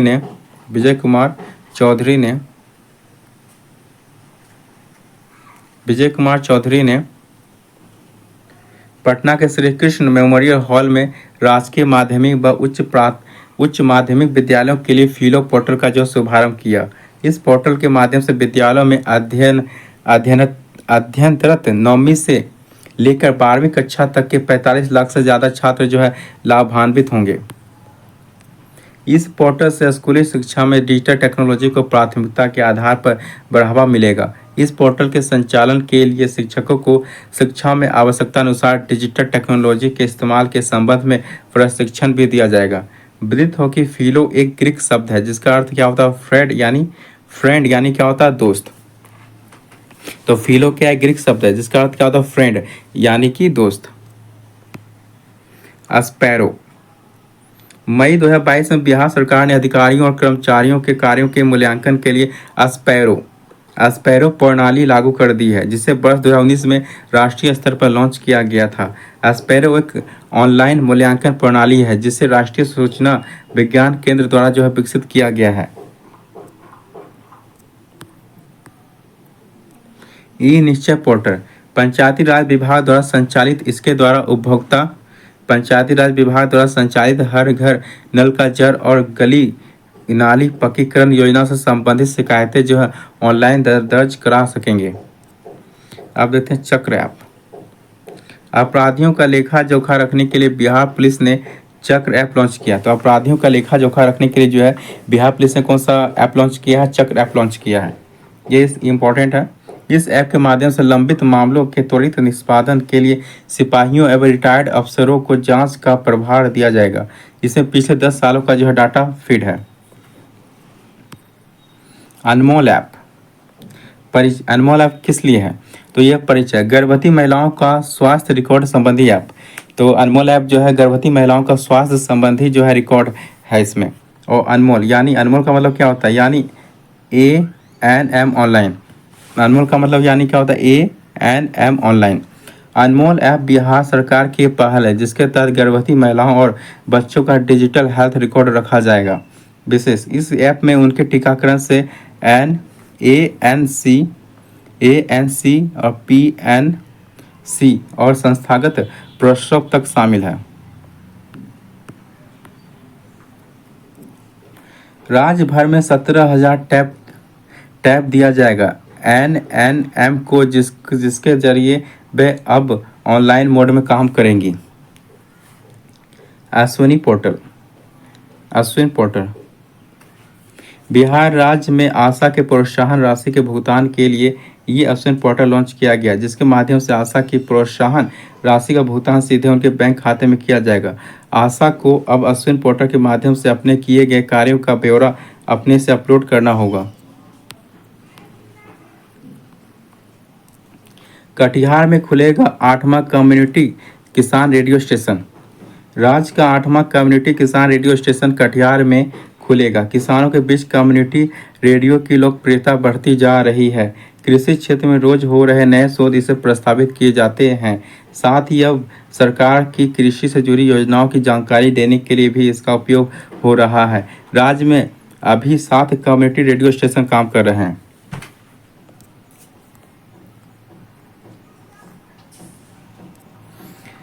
गर्भवती महिलाओं के लिए जो है वंडर ऐप। बिहार सरकार ने वंडर ऐप का शुभारंभ किया है।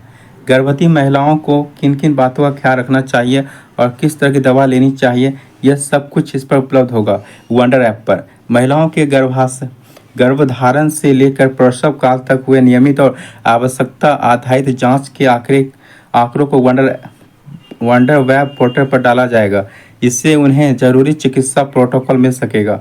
मतलब अलग अलग लक्षण आने पर इस वंडर ऐप से चिकित्सीय सलाह भी जो है ली जा सकती है। वज्रपात हेतु इंद्रब्रज ऐप। आसमानी बिजली के गिरने से कई लोगों की मौत के बाद बिहार सरकार मौसम को लेकर लगातार लोगों को अलर्ट जारी कर रही है। इससे बचने के तरीके भी बता रही है। इसी क्रम में बिहार सरकार की आपदा प्रबंधन टीम ने इंद्रब्रज नाम के एक मोबाइल ऐप को लॉन्च किया है। इस ऐप की खासियत यह है कि अब बिजली गिरने से 40 से 45 मिनट पहले अलर्ट जारी कर देगा। इस दौरान आपके स्मार्टफोन पर एक रिंगटोन बजेगा। तो ये कौन सा है?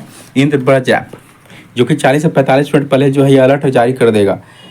आपके स्मार्टफोन पर जो है कि रिंगटोन बजेगा कि बिजली गिरने से पहले 40 से 45 मिनट पहले। तो काफ़ी अच्छा ऐप है। कृषि पशुपालन एवं उद्योग। मछली उत्पादन में आत्मनिर्भर हुआ बिहार।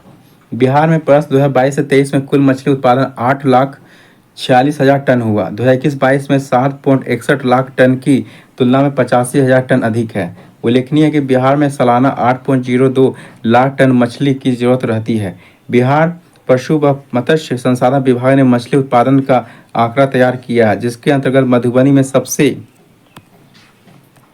अधिक 88.96 हजार टन, जबकि जहानाबाद में सबसे कम 1.55 हजार टन उत्पादन हुआ है। पहली बार बिहार ने जरूरत से अधिक मछली का उत्पादन कर लिया है। अभी तक राज्य में मछली की जरूरत को पूरा करने के लिए लगभग 800 करोड़ की मछली आंध्र प्रदेश और अन्य राज्यों से मंगाना पड़ता था।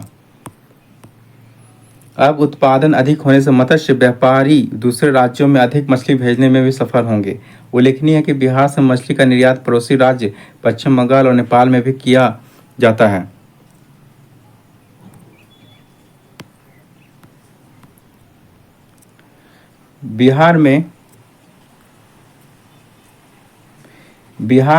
हाल ही में बिहार कृषि विश्वविद्यालय सबौर भागलपुर के वैज्ञानिकों ने धान की नई किस्म सबौर कुंवर की जो है खोज की है। तो हाल ही में बिहार कृषि विश्वविद्यालय सबौर जो कि भागलपुर में है, यहाँ के वैज्ञानिकों ने जो है धान की नई किस्म जो है सबौर कुंवर की जो है खोज की है।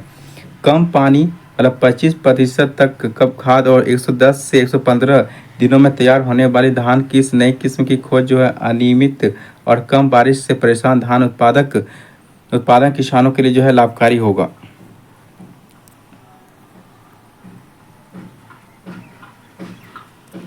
धान की इस किस्म का औसत उत्पादन 55 से 60 क्विंटल प्रति हेक्टेयर है, जबकि अधिकतम उत्पादन 87 क्विंटल तक है।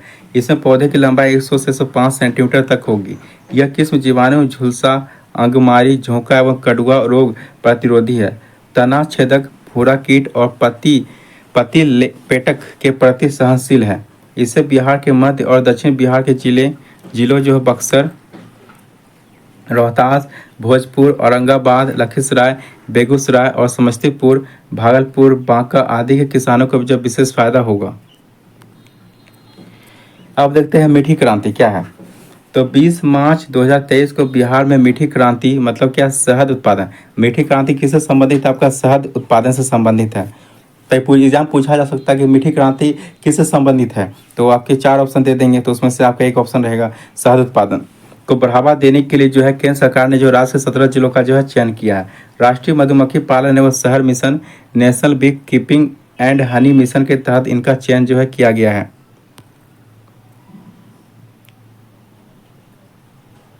योजना क्रियान्वयन के लिए इन जिलों को राशि की पहली किस्त भी भेजी जा रही है। केंद्र ने पहली किस्त के रूप में 30 करोड़ स्वीकृत किए हैं। बिहार में औरंगाबाद, भागलपुर, भोजपुर, दरभंगा, पूर्वी चंपारण, पश्चिमी चंपारण, जमुई, किशनगंज, मधुबनी, मुजफ्फरपुर, पटना, पूर्णिया, रोहतास, समस्तीपुर, सारण, सीतामढ़ी और वैशाली जिलों का जो चयन किया है।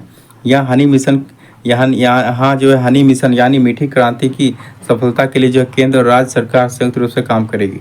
मधुमक्खी पालन में राज्य में महिलाओं के समूह जीविका और वेलफेयर को जो प्राथमिकता दी जाएगी। 30% हिस्सेदारी महिलाओं की होगी। इसका फायदा जीविका दीदियों को भी मिलेगा। महिला समूहों, किसान समूहों, सहकारी समितियों को जो है अनुदान देकर इसके लिए जो है प्रोत्साहित किया जाएगा।